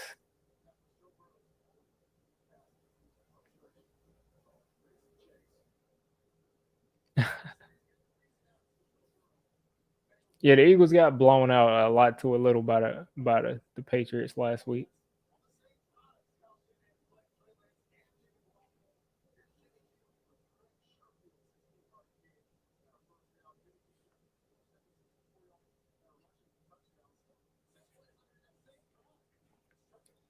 Listen, again, you're not speaking with facts.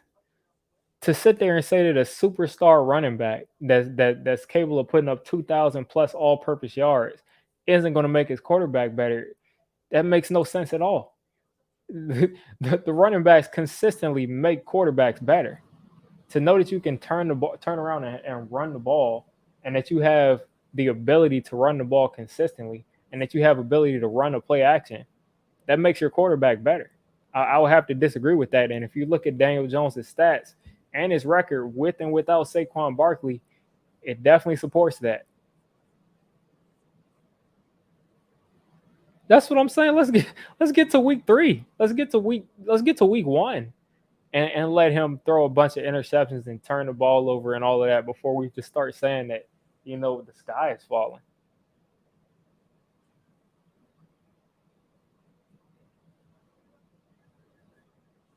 To say that having an all pro level running back. Oh, you're saying you're agreeing with me. Okay. All right, that's my bad.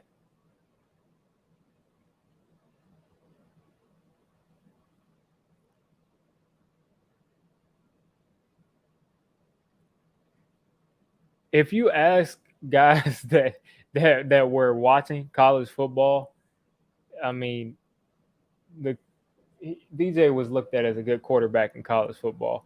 It was well known that his entire team was full of guys that didn't make the NFL. Is like literally Noah Gray went in like what, the 6th or 7th round or undrafted. That was the guy that made the NFL. Other than that, his entire team pretty much didn't make the NFL. So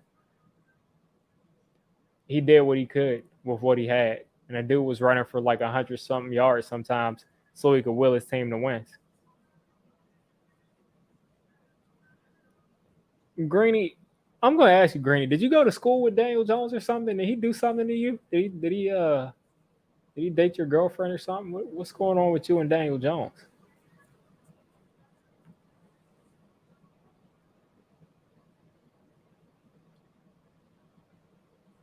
I mean, there's got to be a backstory to this, man. There's got to be some kind of backstory to that.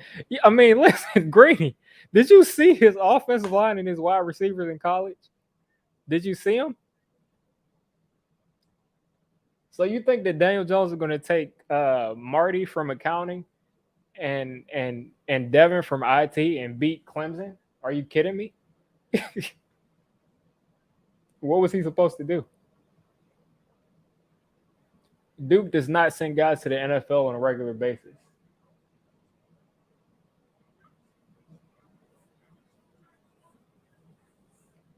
I mean, it's not excuses if it's fact. Listen, I'm not going to address this because people are talking about some positive things in the chat.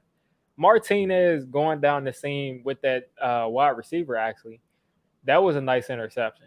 That was definitely a nice interception in that Tampa 2 coverage.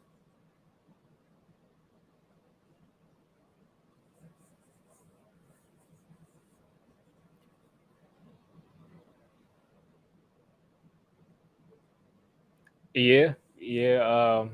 All of the new additions we got weren't out there. Yeah, yeah, he must have been on the Duke team. You must have been on that Duke team, man. They was calling you trash, so you went ahead and set up this account. But Greeny is my dude, man. But I'm just saying, just let the season play out, man.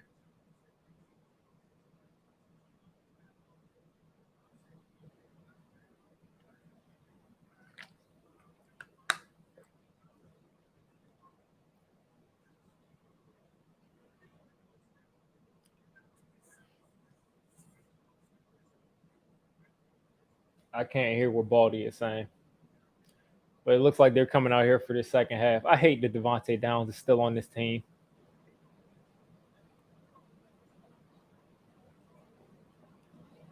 Oh yeah, I mean yeah, it's preseason football. You know, people are going crazy.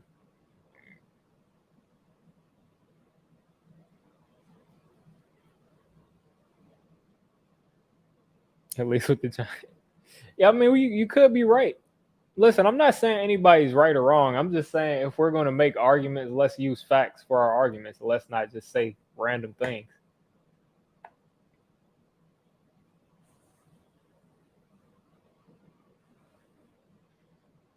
Hopefully, Evan Ingram's calf is something that's only going to take a couple of weeks because this is getting out of hand with all these injuries. Like we cannot possibly have our entire offense get injured.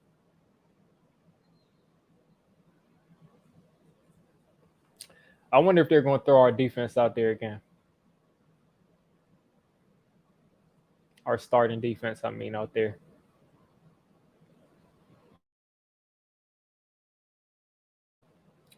Yeah, I think they're going to give Mac Jones probably this third quarter.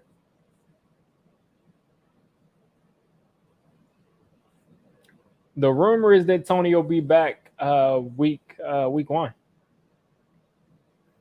I think Modric Harper might make the team after because we got a couple of injuries. So I hope he doesn't make the team. He's not good, but he's possibly has that chance to. That's way. I mean, we got to get some pressure, but it looks like it's our backups in there now. That's Jordan Peters. We just signed today, or signed 2 days ago, I think. Jay, they came off of the field. They were on the field that whole first half, but they came off the field now. Yeah, I don't think anybody likes Jason Garrett at this point. I mean, I like Jason Garrett as a human being. He seems like a cool dude, but as the offensive coordinator, absolutely not. Oh boy, Trent Harris in the open field, but that was a disgusting open field tackle attempt. They got Raymond Johnson actually coming off the edge as a 4-3 defensive end. It looks like they're going to try a lot of looks with this team. I do not like the fact that they're using Trent Harris as an off-ball linebacker. I feel like they're going to use this as it's. I feel like they're going to try to cut Trent Harris now because they're using him as an off-ball linebacker. He's a pass rusher. Let him rush the passer. Let's see who got a hand on that. But it looks like they're playing. They're just playing a straight up 4-3.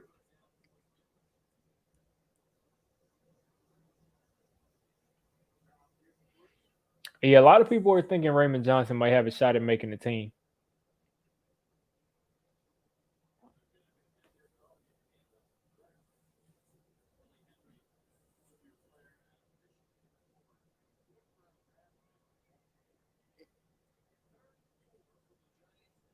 All right, 3rd and 4 here. Trent Harris is finally going to come off the edge. Oh boy, JJ Taylor again doing his thing. Yeah, right now this is our fourth and fifth edge rushers lined up outside. I think Ojolari is done, Zimenez is done, and Lorenzo Carter's done.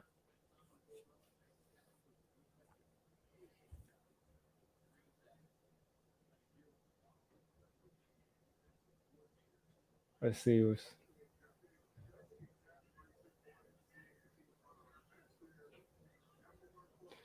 Oh boy, we did not keep contained right there. Touchdown. Oh boy, that was that was a little bit too easy. It looked like Trent Harris tried to shoot inside, and at that point, yeah, Trent Harris might lose his spot with this game because they're playing him off ball, and then they just put him back on the line, and he just completely broke contain.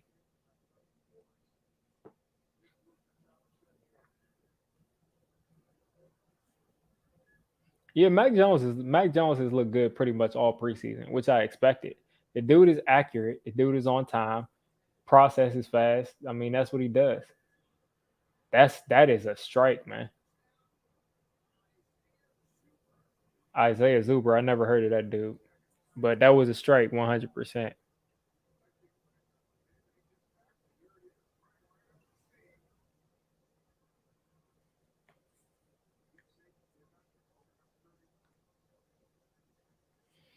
Yeah, yeah. I think guys like Trent Harris, Raymond Johnson, David Moa, they're fighting for those bottom end of the roster spots.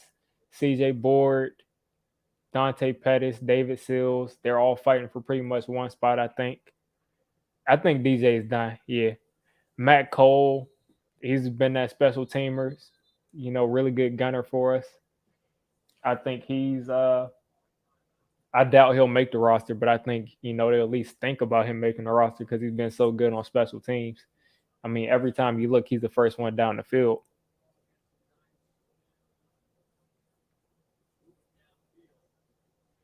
Who am I looking to have a breakout year? John Ross. First off, he's still got his hamstring thing going on. Who am I looking to have a breakout year? I'm thinking Zimenez or Lorenzo Carter. I think somebody said that a little bit earlier. To go a little bit different, I'll say the person who has the a breakout kind of year is Adoree Jackson because I think he'll take that leap. Finally being healthy, I think he'll be a number one corner kind of level player.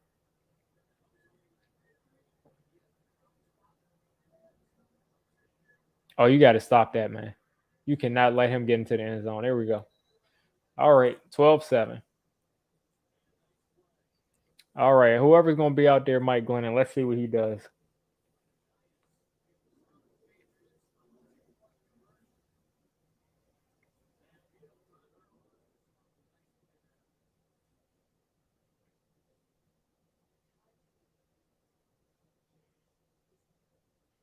Yeah, John Ross is still in the cold tub.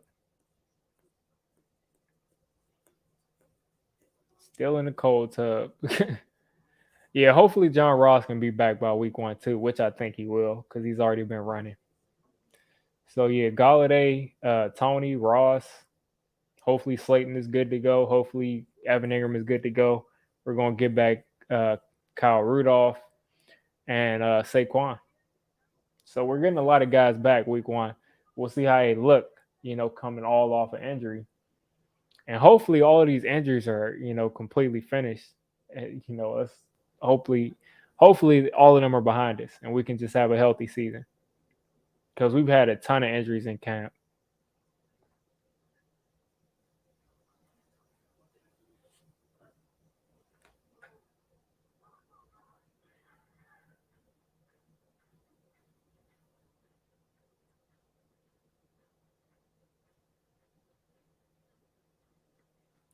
Somebody just tagged me in a picture on Twitter of Blake Martinez's face photoshopped on the Deion Sanders.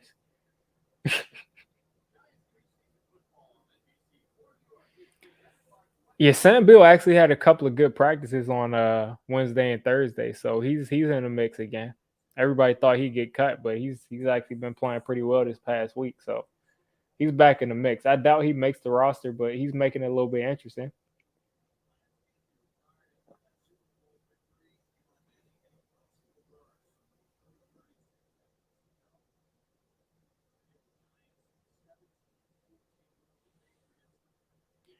I still don't understand. I mean, that must have been something really light for Darius Slayton for him to come back into the game in preseason. I mean, he must not have really had any kind of sprain at all.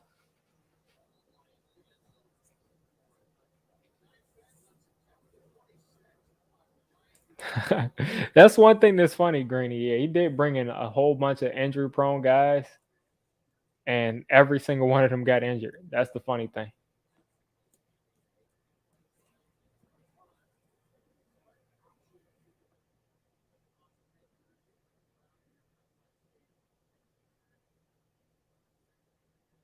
Like usually when you bring in a bunch of injury prone guys, all of them don't get injured. Like, maybe some of them will get injured, but usually like you'll luck out just with the law of averages. But for every single injury prone guy that we brought in to end up actually getting hurt, I mean that's just bad luck. Yeah, I mean you can't really blame that. I mean after that first padded practice they retired, so they probably were going to just give it a go and see what happened. Let's see if Mike Glennon has a good second half of this game. I doubt he'll play the whole second half. He'll probably get Lewerk in the fourth. But this second team offensive line is protecting much better, it seems like. Now they're going against backups, but they're backups. So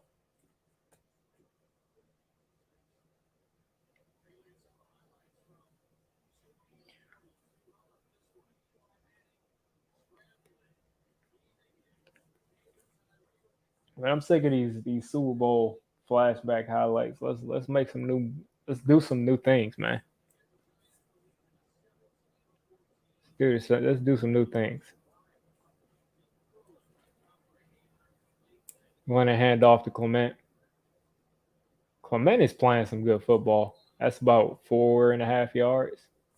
Nice little cutback.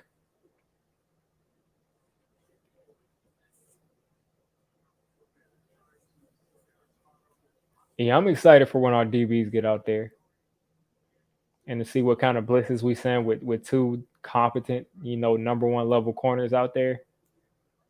I'm excited for that. I'll be shocked too. I'll be shocked too, but like I said, he did play pretty well this past week. But I don't think that's going to be enough. There, oh boy, Alex Bachman just dropping wide open. I think Slayton is okay because he came back into the game, but I don't know. That's a complete just bad drop. I mean, you don't. He tried to catch the ball with his bicep, but that ball was completely where it needed to be.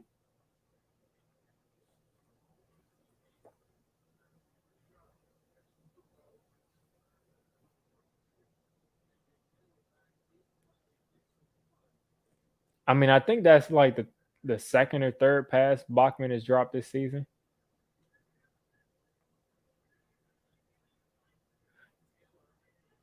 All right, let's somebody make this tackle right here. Here goes Trent Harris.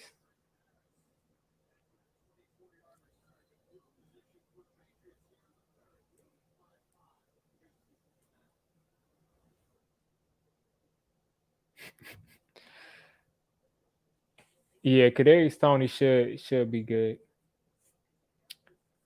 Hopefully he can get out there though eventually. They're saying week one, but we'll see when he actually gets out there and when he's conditioned enough to do his thing. But he's looked pretty much sluggish this whole camp. They're saying it's the COVID. They're saying it's a soft tissue thing. We don't know what it is, but hopefully we can figure that out and he can, you know, be that player.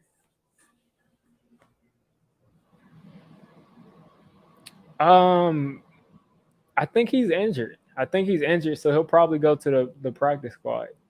I'm pretty sure he just hasn't been able to play because of injury.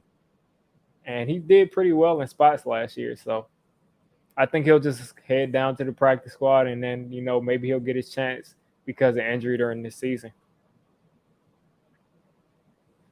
Because that's what happened last year. He got called up from the practice squad.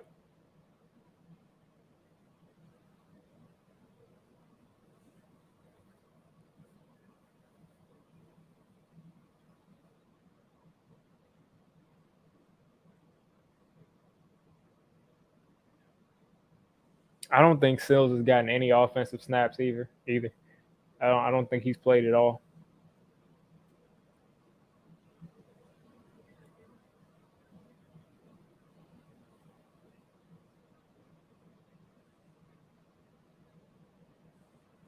I thought that Sills might get some first team reps, but he didn't get any first team reps. Board and Pettis were out there.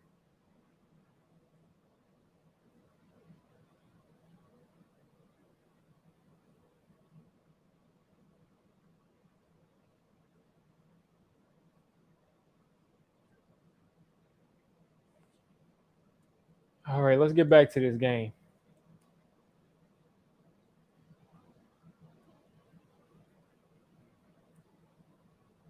Yeah. I mean, Kyle Trask, he had Kyle Pitts and he had Kadarius Toney.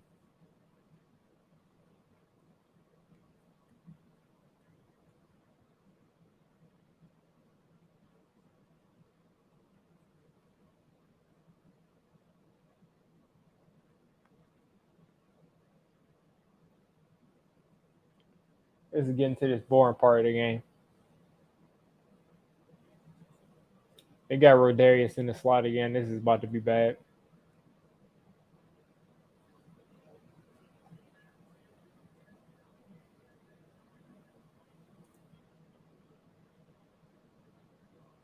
Oh boy, that was horrible coverage on the back shoulder. I'm not even going to address that, Greeny. I mean, I'm not even going to do that, man.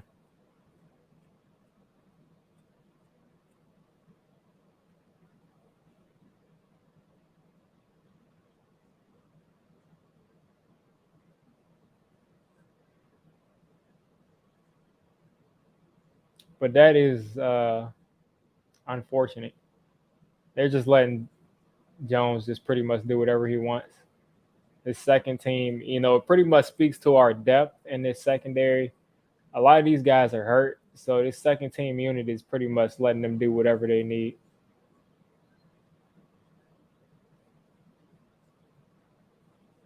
Way too many injuries. You're right, Bruce. Way too many injuries.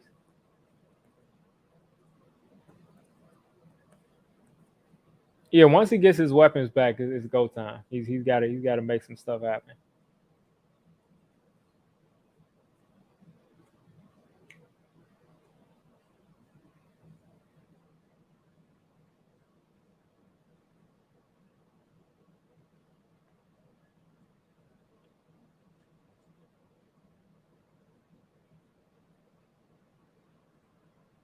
Oh boy, I was about to say he almost caught that.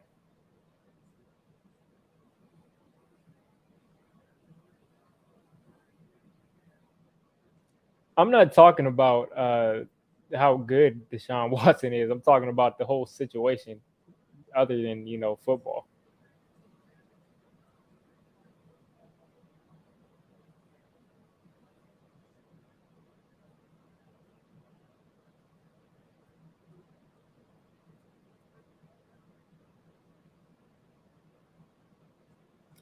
Oh no, you got to make that tackle, man. That's disgusting.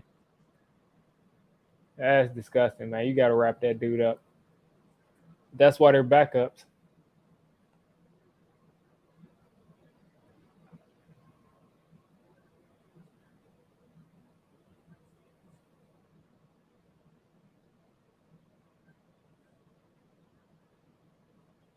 You got to make that tackle for sure.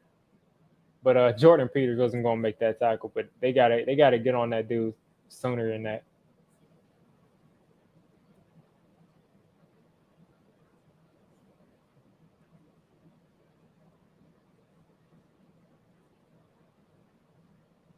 Oh yeah, they weren't doing that against the starters.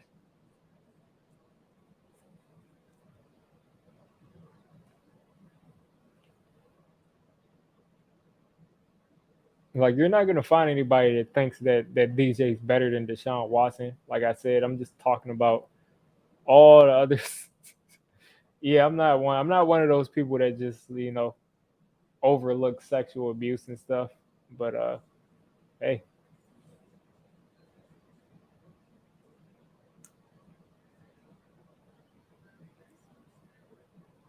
whatever floats your boat.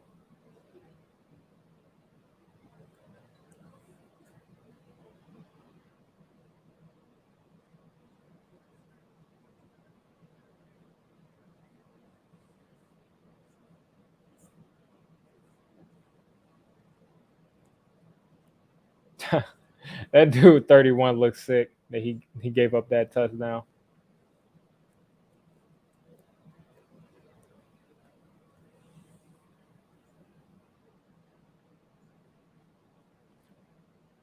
Oh boy, let's hope that this offense can do something because this is starting to get boring.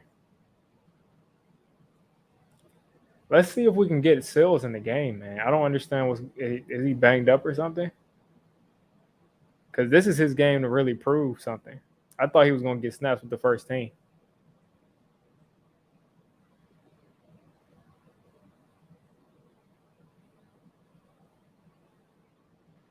Yeah, I mean his second string defense isn't very good.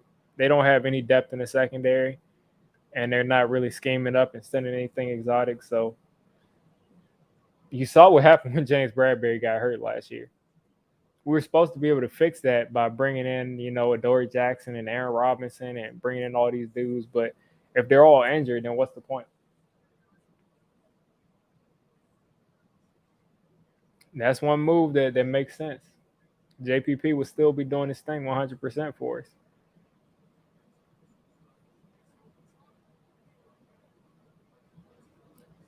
A lot of a lot of millionaires do a lot of things, man. A lot of millionaires do a lot of weird things. I don't know if he did it or not. I don't. I don't know anything. But all I'm saying is, I don't think that the Giants are going to do that. One, because he's being investigated by the FBI, so I don't think anything's going to come out of that. But they're just going to probably stay away from that. Adoree still hasn't played in the preseason.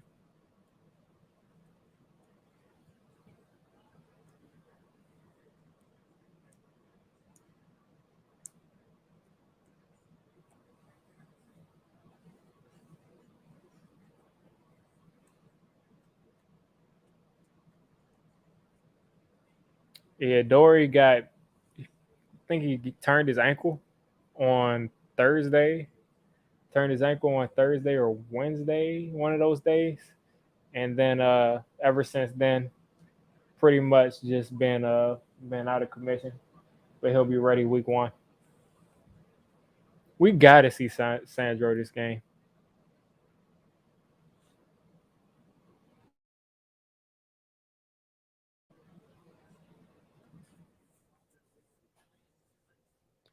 And that's basically my point. Whether he's innocent or guilty or whatever, the Maras they didn't even let DeAndre Baker's situation play out. So they're definitely not going to trade multiple first round picks and multiple second round picks for that dude.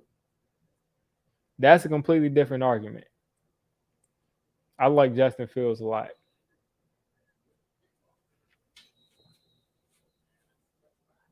But one thing I'll say is if we get Malik Willis next year and DJ doesn't pan out and we get another quarterback that ends up being good, along with all those other picks, I think that's probably a W.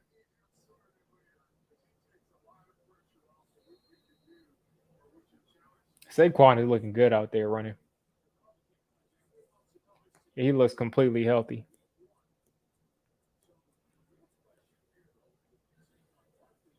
Apparently, Sills is out there.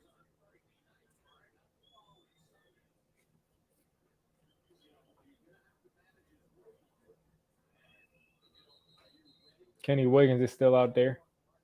Parrott is out there. I think they're giving Parrott some extra reps.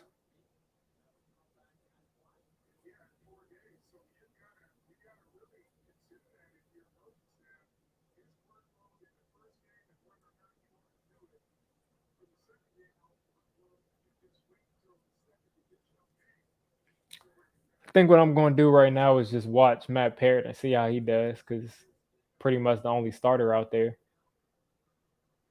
It's a decent rep. There goes Sills.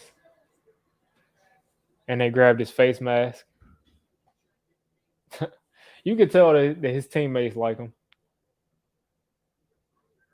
You see DJ and Shep and Barkley celebrating with him on the sideline. Penalty decline. Yeah, I'm still like 1.5 plays behind. Or did Glennon miss somebody deep or something? Bring back Jerry Reese. I never thought I'd see this. I got to take a screenshot of this. I mean, this is history. Bring back Jerry Reese. I mean, bring back Jerry Reese. Okay. I'm guessing you're joking, but sure. Oh boy. I feel so bad for David Sills. Throw him the ball, man. How many times are you going to overthrow David Sills for a touchdown, Mike Glennon? Come on now. Come on now.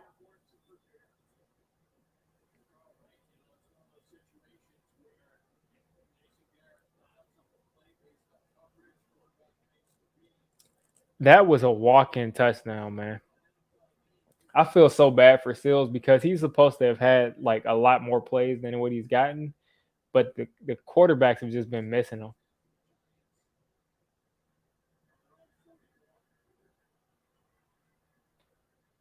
Oh, that's a nice play by Nakia Griffin-Stewart, though, to get that first down.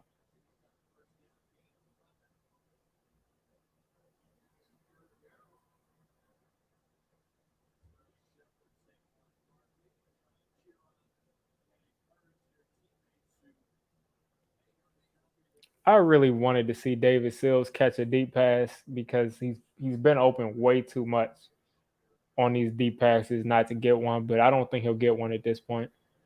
I mean, only so many come, especially in this offense. They're not going to take too many deep shots. If Clement had been able to keep his feet right there and make a move, he would have had a lot of space. Yeah, let's bring back Kevin Killdrive too.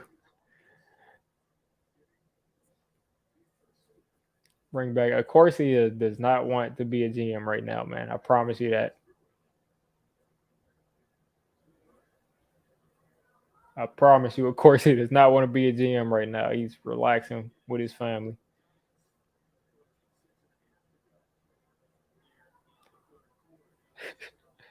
Kevin Gilbride, man. Oh, that was Sills had a chance to catch that, but that was a tough catch.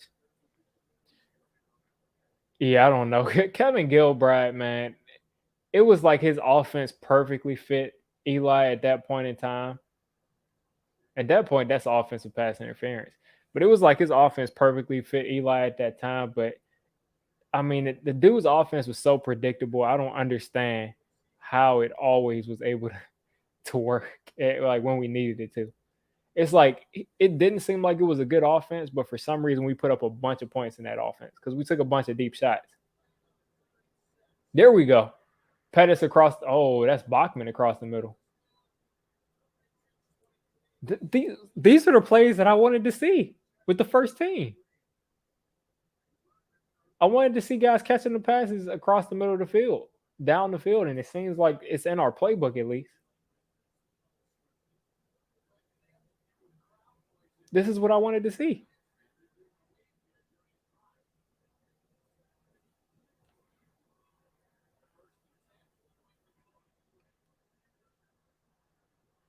Oh boy, that was a tough catch though for Pettis, but that's a missed opportunity.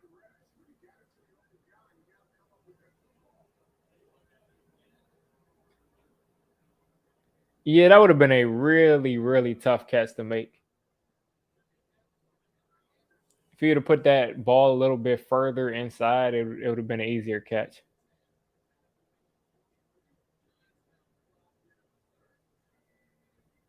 Oh yeah, yeah. Once we didn't have the offensive line to protect for 5 minutes, I mean, Gilbride can't work.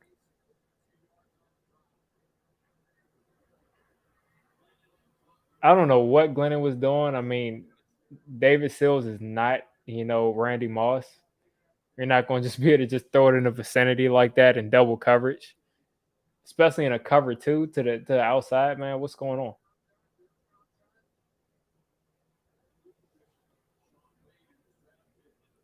There goes Sean Wade. Sean Wade got toasted so bad in college, man. He was that dude that said he wanted to play against Devontae Smith and got destroyed.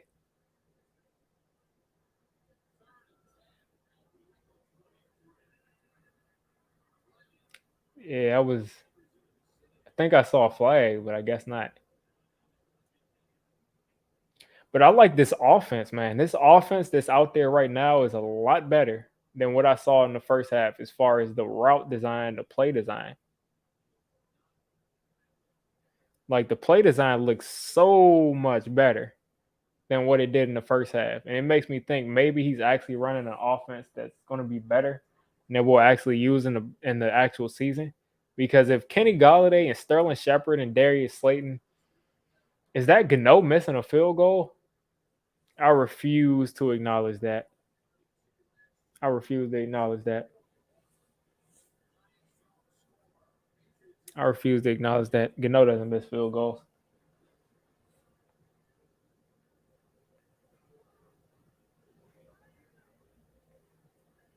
That just simply does not happen.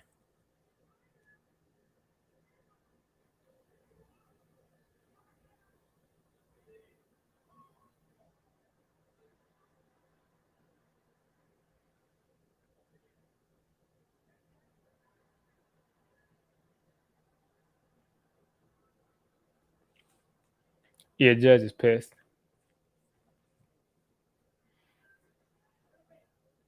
Yeah, that's pretty much where he belongs. But as an outside corner, I don't see him doing that.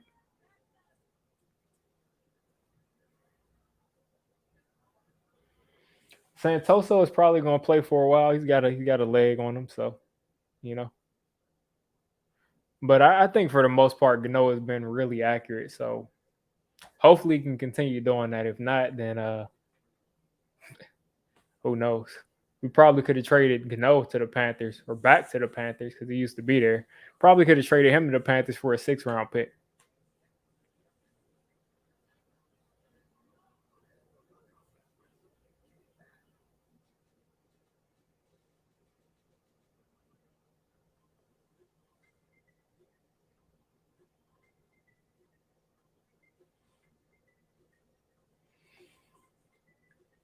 All right, let's see if we can. It looks like our defense isn't going to get any stops because this second unit going against Mac Jones looks at least like he's going to be able to dominate second unit defenses in the NFL. So with this second unit going against Mac Jones, I don't see them getting any stops.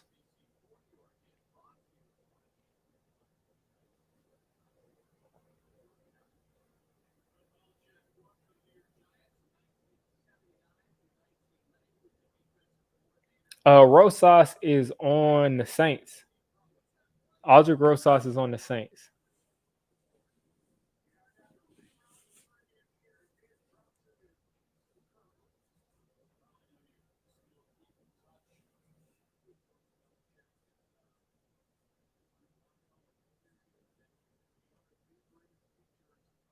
Mac Jones empty set. Dot. This dude Mac Jones is so on time, man. Like I don't understand why all of these guys tried to say that Mac Jones was just some like second, third round quarterback, man.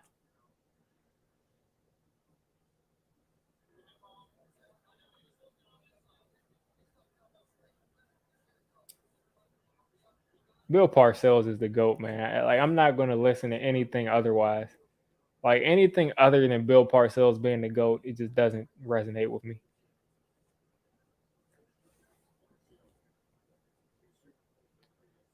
All right, you got to come out and make that tackle, man. You have to make that tackle, Devontae Downs. This second string defense is so awful.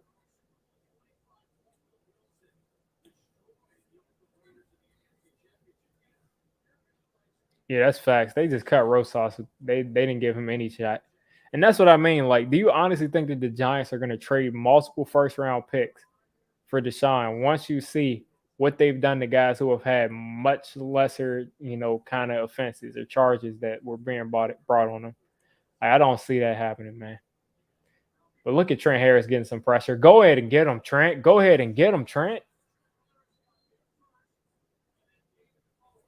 That was a little bit of a coverage sack, but Trent Harris has been getting pressure pretty much all preseason. Started off with the sidestep, turn, bull rush. Yeah, Devontae Downs is awful, man. That dude stinks.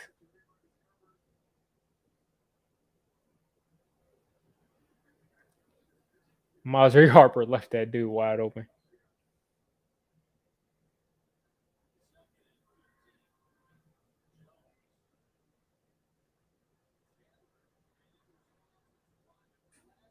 JJ Taylor, man, that dude is moving quick.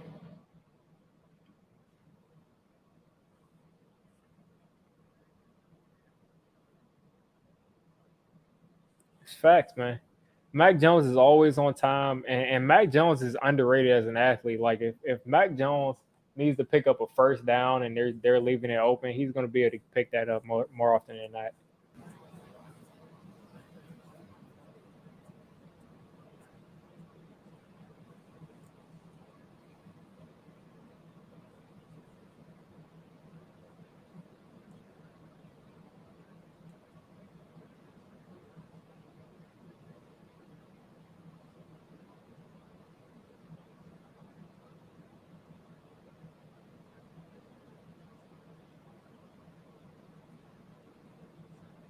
That's way too much time, but Trent Harris started to catch up. Second and 25 there. I absolutely agree with that. As an LSU fan, I still take Mac Jones over Tua. I still think that Mac Jones is better than Tua. Seeing both of those quarterbacks, come up, I like Mac Jones better.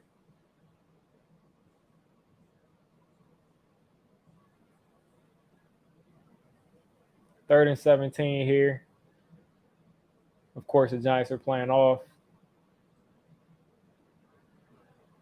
Pass rush is getting crazy. There's Ryan Anderson. There's the man who's going to be out for the first 6 weeks. Let's see where that pressure initially came from. Nico Lalo's getting in there. Yeah, it was pretty much they just had a lot of time to get in the backfield. I think he did play at Stanford. I think he did.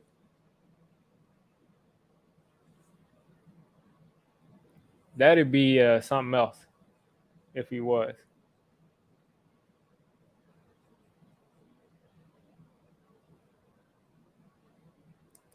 CJ Board fielding this punt.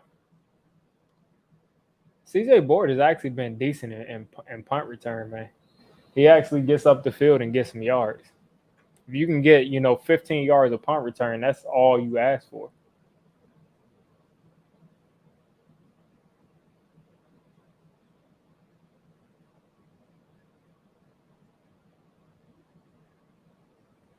I think CJ Board is on this team 100%.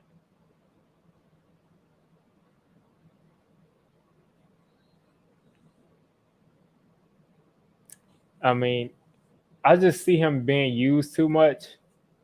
And I think if they keep 6 wide receivers, David Sills doesn't make this team, and CJ Board does. There's Corey Clement to the outside. Look at Clement making some moves.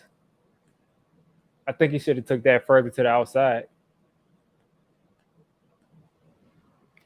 Yeah, Corey Clement, he's been good. He's been good, but he's over his career, he fumbles every 27 carries. So that's been an issue for him his whole career. Hopefully he can fix that, because if he can, he's going to be really good for us. Not as a starter, but definitely as a change of pace dude.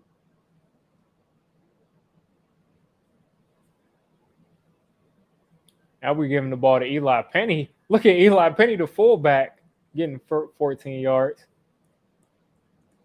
Eli Penny is so entertaining to watch, man. Like as a fullback, the way he actually accelerates like that, like he looks like a legitimate running back, which is why like I just can't see us keeping a fourth running back ever because he's basically a running back. And now he's still in the backfield again. And he's a good pass protector. Look at this dude, man. Get up the field the way he does.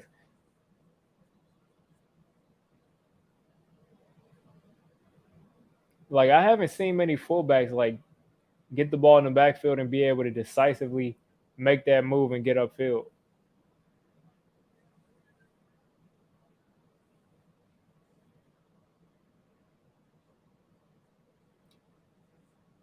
And yeah, I mean, he's in here now, but I mean, you probably want to start seeing Sandro soon because you're not going to see him this whole season.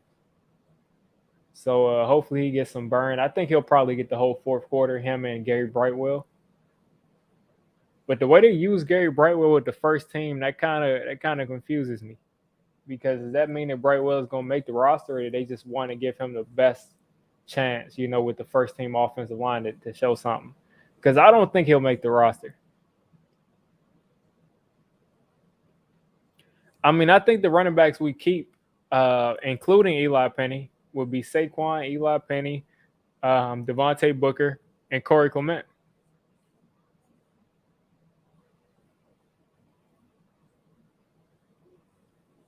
That's the guys I think we're keeping. Gary Brightwell, I think, will hit the practice squad.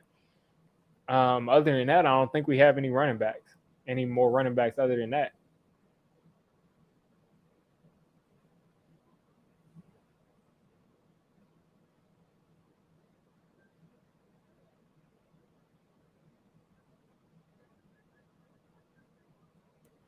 Oh yeah, Sandro is protected. So because he's coming from a different country and he's in the NFL's like protected, uh, he's in the program for international players for the NFL. So he doesn't take up a roster spot.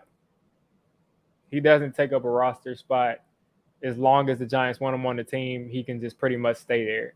So unless he gets activated, he's not technically on the team, but he cannot be activated and not make the team and still be able to practice every week with the team. So that's pretty much where he is right now.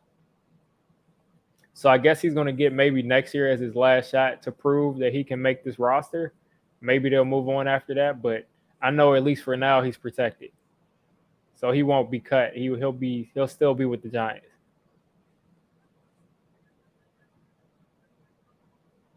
The only way he wouldn't is if the Giants looked at him and just said they just can't use that dude even as a practice squad player.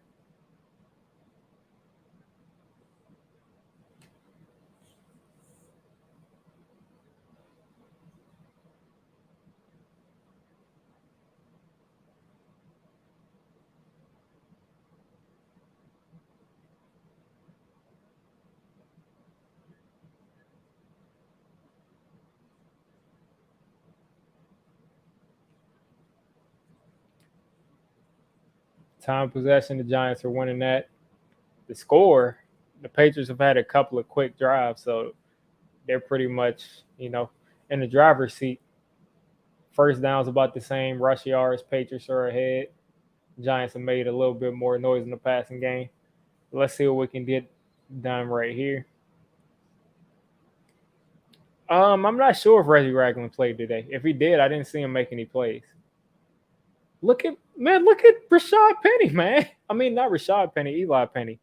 I mean, this dude Eli Penny is really getting it done, and this second string offensive line again looks a lot better than the first string offensive line. Eli Penny is really showing me something. I knew he could do a little bit of running as a running back, but to be this consistent as a tailback it looks good, man. So now they got Gary Brightwell back out there. We pretty much have run the ball down the field. Come on, Brightwell. All right, that's 4 or 5 yards right there.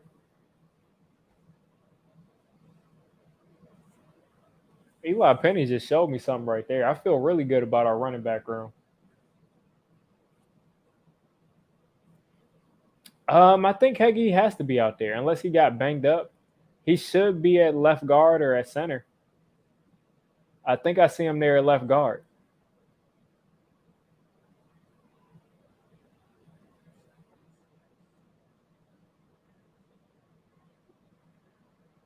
Yeah, you got to know when to get up the field.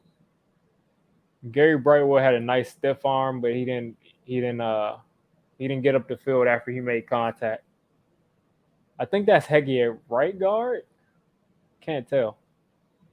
It might be Kenny Wiggins. If Heggie's not out there, then he's probably. I would guess he's probably injured right now.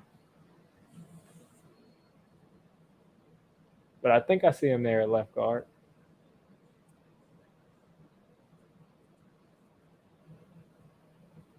All right, Glennon on the move right there. Alex Bachman, end zone touchdown. Bachman has no shot at all of making this roster, but I'm happy that he got to score this touchdown. I'm happy that Glennon finally got to throw somebody a touchdown, man. I don't know if he has one so far. I don't remember him having one, but Glennon's been getting a lot of hate.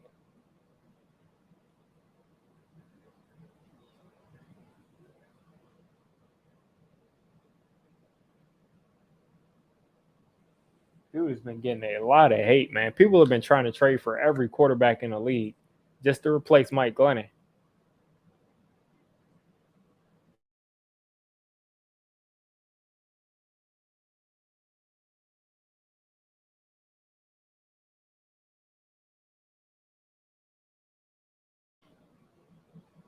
Yeah, I think Bachman will probably be on the practice squad. I think you're going to have a ton of wide receivers on this practice squad, though. I mean, David Sills, if he can make it there, Bachman, Alex Mack, a couple of other guys. I don't think there's any way that Pettis will make it to the practice squad. He'll probably be on another team, but you're going to have some spots for wide receivers there.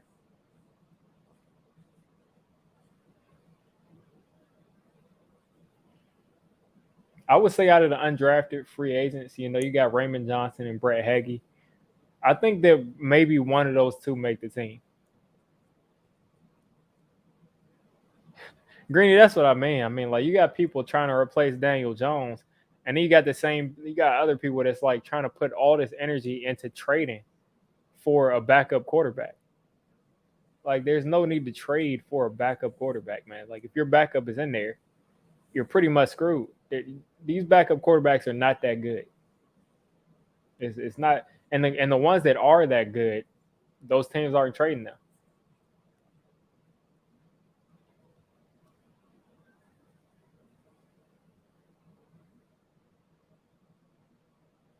Besides yesterday, I mean yesterday or the day before where they got Gardner Minshew in Philly. That would be a solid backup quarterback. But I mean,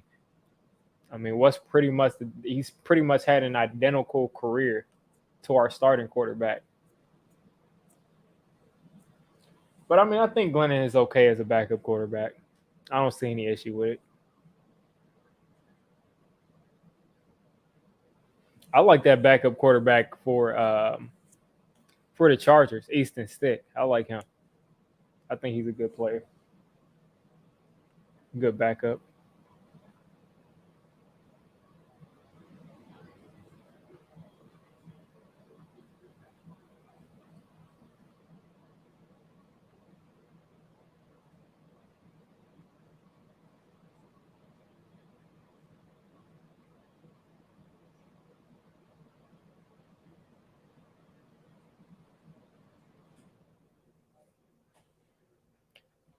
One thing I'll say is Eli Penny. I mean, I'm in a group chat. I just saw it. I mean, it kind of makes sense. Someone just said Eli Penny has looked like our best running back this preseason, and he kind of has. He kind of has, man. He's gotten right upfield and a solid runner. Always found the hole, so he's looked really good. There goes Devontae Downs making a nice tackle. I have no idea if Tyrod's a free agent. I didn't think he was, but maybe he is. I mean, Tyrod is definitely a better quarterback than Mike Glennon, if you ask me. But I mean, I don't know if he's a free agent or not.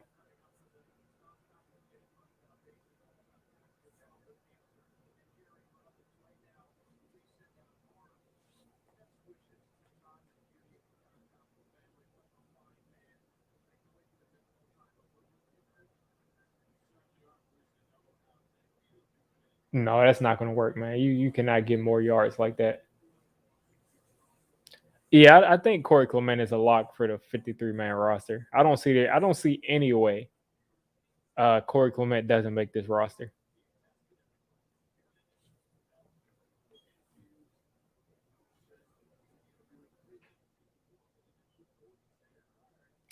Yeah, that's what I thought. I thought Tyrod was probably on the roster.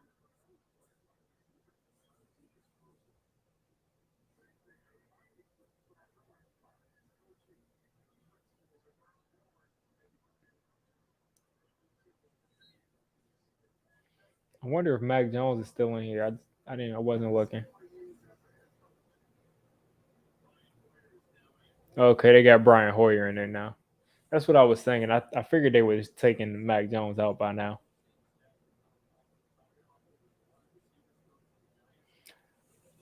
They probably feel like they're going to put Mac Jones in a couple of games in anyway.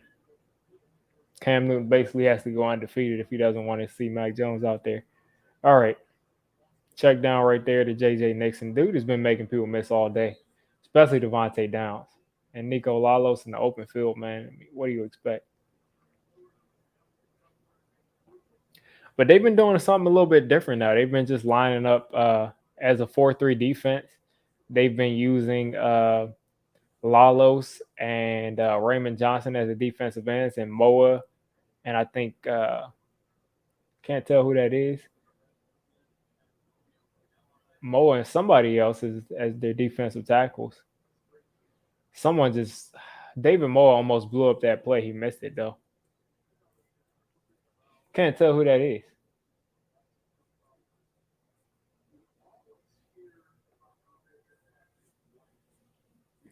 Can't tell who that is right there. AKA Roman Reigns. Yeah, there's another defensive tackle that was lined up beside David Moa. I can't tell who he is.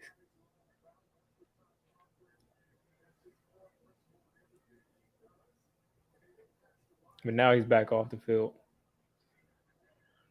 Yeah, this the pass defense for this second unit is not good at all.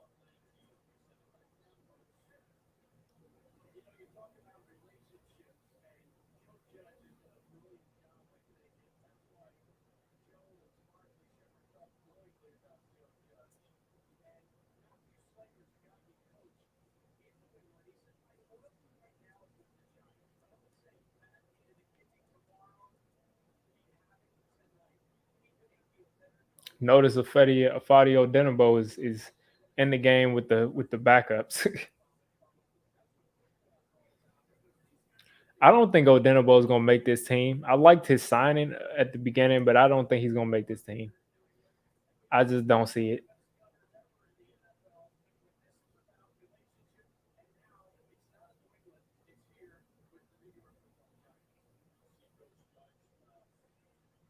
Like he has not shown up at all, and they've been playing him out of position. They've been playing him as a stand-up edge rusher when he's had his hand in the ground this entire time, his entire career.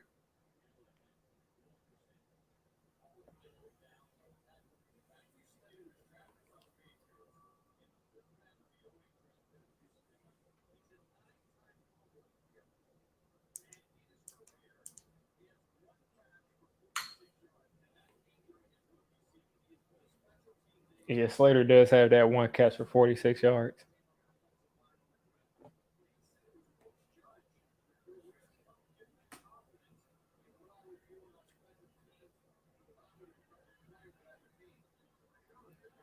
Oh boy, he came down with that, man. That's a bad spot. That's a good coverage by Bill though. He did all he could, but that's a bad spot in my opinion.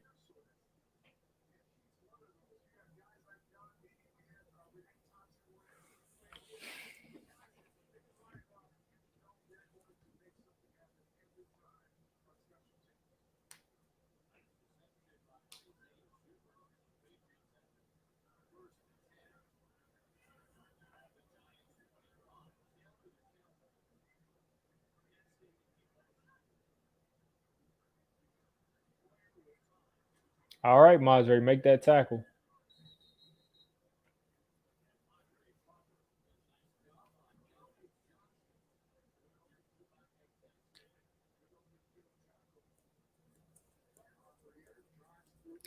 Yeah, I just haven't.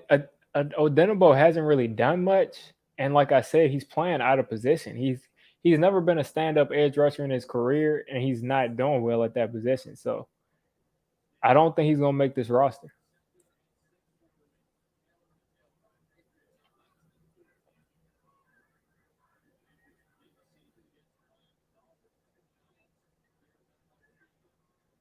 All right, make this tackle. 2nd and 6.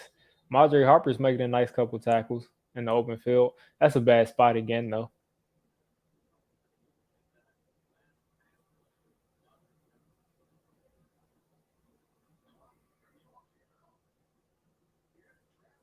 Are they going to challenge that?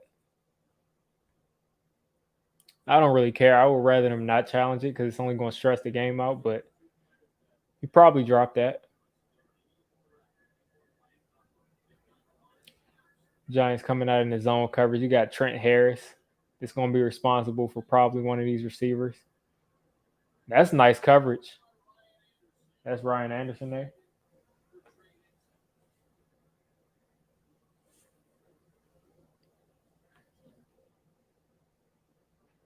That's nice coverage by Ryan Anderson. He might have a shot at making this roster because he has experience on the inside, but I really don't value him as somebody that should get like meaningful snaps for this team. I don't think he's really deserved it with how he's played, and he hasn't really played much this offseason either. But if the coaches put him on there, they know what they're doing. But he's gonna miss that first 6 games.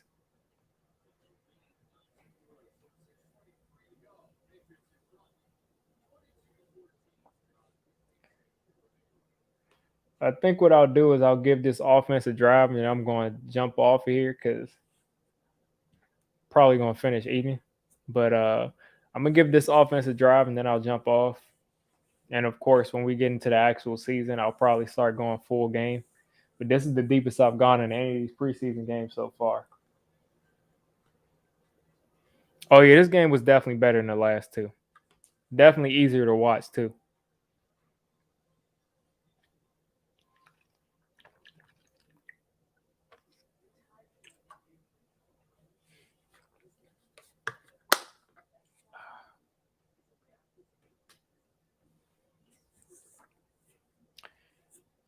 Yeah, this was definitely easier to watch. I mean, the last two, like I could not stay awake. I don't know, man. Can't tell you why.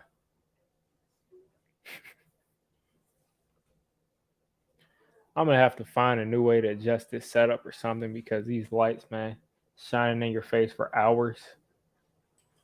I don't know. I don't know if I'll be able to do this. See how this looks if I turn this off. Oh, looks like I might not need that front light, but the other ones are pretty bright too.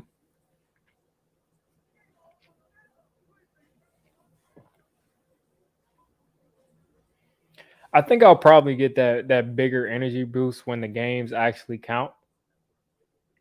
Like when when when things actually matter. But for now, I'm not really able to really follow these games as closely as I want to.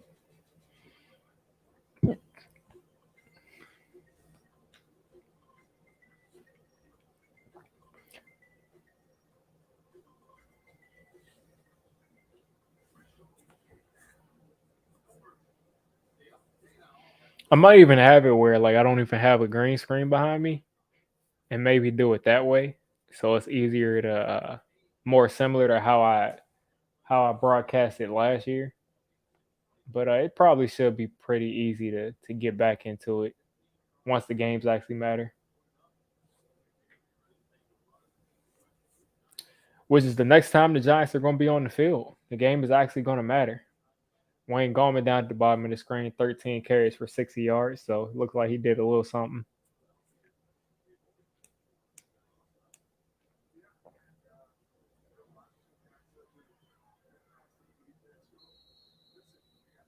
Yeah, with CJ Board handling the kicks every time for all 3 games and getting significant receiving reps, I mean, I just can't see CJ Board not making this team.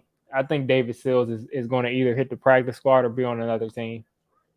Same thing with everybody else. I just can't see CJ Board not making this roster. Unless they decide to keep unless they keep 7 guys, maybe Sills and the rest of those dudes have a shot. Sills or Pettis. But CJ Board right now, I mean, I don't know. There's Plasgummer with his first carry.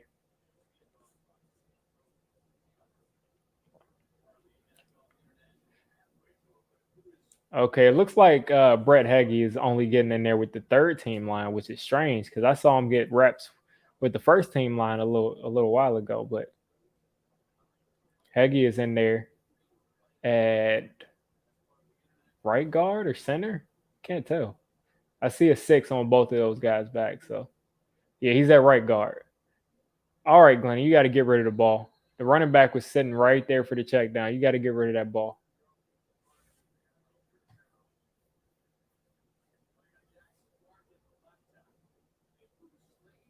Got to get rid of that ball, man. Like, I understand that pressure, like everything collapsed very quickly, but you had to check down there pretty quick. So you're in the 3rd and 15. Is that Glennon in there still? Oh, that is Glennon in there. Wow. what a throw, man. That was a dot. That was like a serious dot, man. Oh my God. What a throw. And Damian Willis on the side with the 87. I mean, that is a dot, man.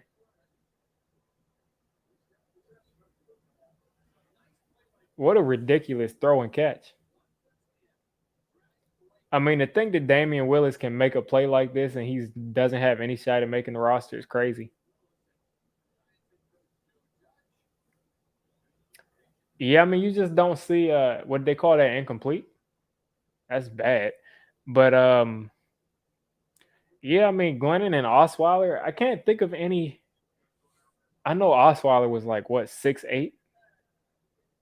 Mike Glennon is like what 6'6". I know most quarterbacks are around 6'4" to 6'6". So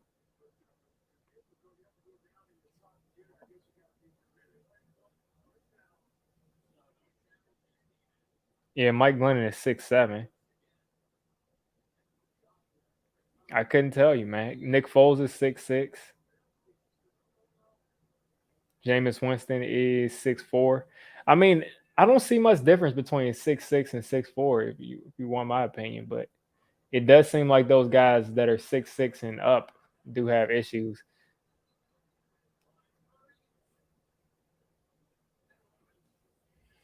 That is horrible pass percent. It seems like once Jonathan Harrison came out on this second string, even though they got him at left guard, but it seems like once Harrison came out from center, that entire offensive line fell apart.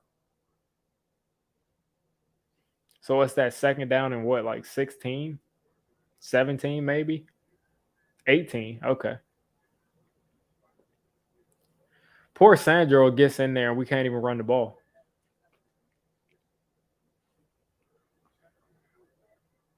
But Glennon is slinging it, man. Building up some chemistry with Willis.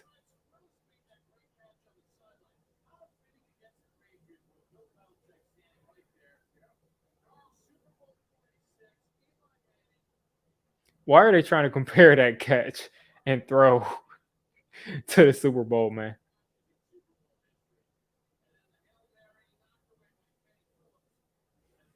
People forget Kenny Phillips knocked away that pass, man. Show some respect to Kenny Phillips.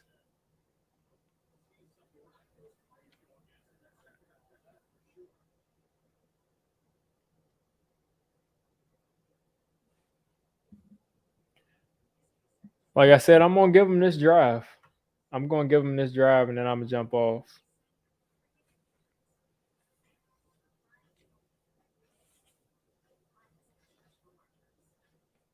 I don't think I need to see anything else from Lewerke. Not like I mean, he might not even get any snaps unless the next drive he might get it, but there's not much time left in the game. What is it, 14-22? They can't even get. They can't even really. I think they'll have to score and go for two. So yeah. What's up, Frank? It's no big deal, man. It's preseason football. People jump around. Most people don't even don't even watch the full preseason games. So for you to even jump in the stream at all, man, definitely showing that you're showing support.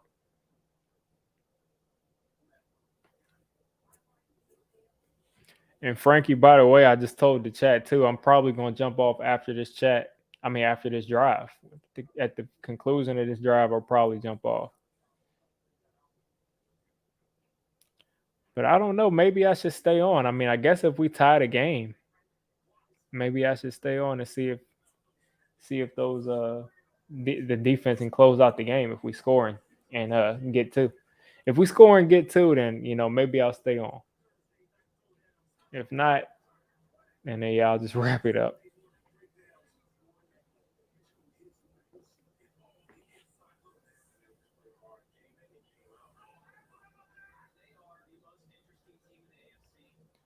Oh man, Tone, I hate to hear that, man. I'm sorry to hear that. Yeah, that definitely, man. I'm sorry to hear that.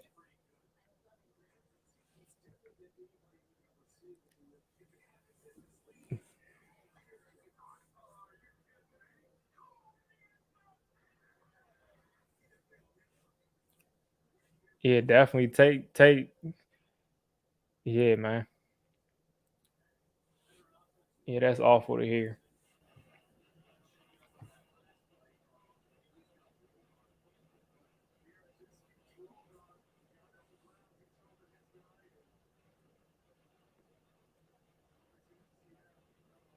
Yeah, definitely, man. I'm definitely praying for you and your family after that, man.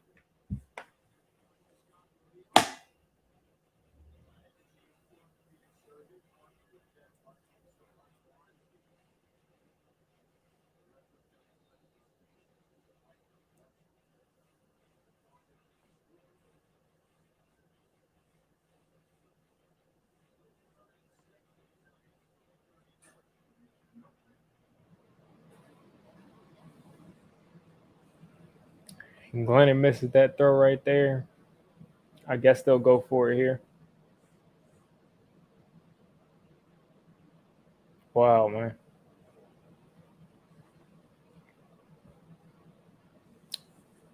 Yeah, I couldn't even imagine something like that, man.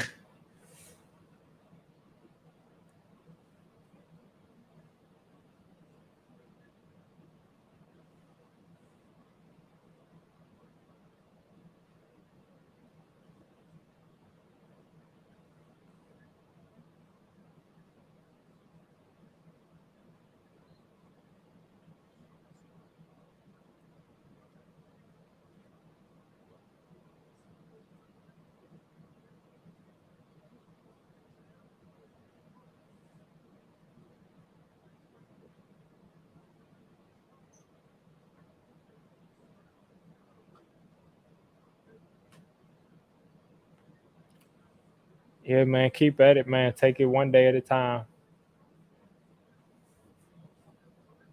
Take it one day at a time, man. That's again, man. I'm definitely praying for you and your family, you and your sister, that y'all can go ahead and get through this.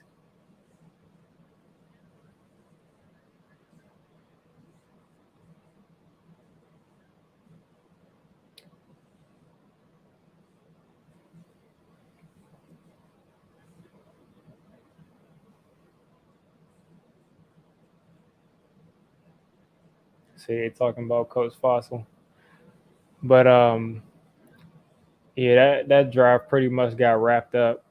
Um, I was gonna jump off right around here, but yeah, I hate to hear that news, King Tone. If you ever need anything, anybody to talk to, just know that this whole community, we got your back. You know, Definitely, this whole community got your back. If you ever need to reach out on Twitter, we all got your back, man. Keep your head up. Hate to hear that. But yeah, I gotta jump off right here. But I hope y'all have a good rest of y'all Sunday. Um, yeah, 3 dot, 100%. If you ever need to DM any of us on Twitter or anything, or hit us up in the comment section, we got you, man. But yeah, hope y'all have a great rest of y'all Sunday. I'm gonna go ahead and wrap it up here so I can eat. I got these lights shining in my face, but yeah, I'm gonna go ahead and wrap it up right here after this play. Looks like 19 is going crazy, but yeah, I'm gonna go ahead and sign off.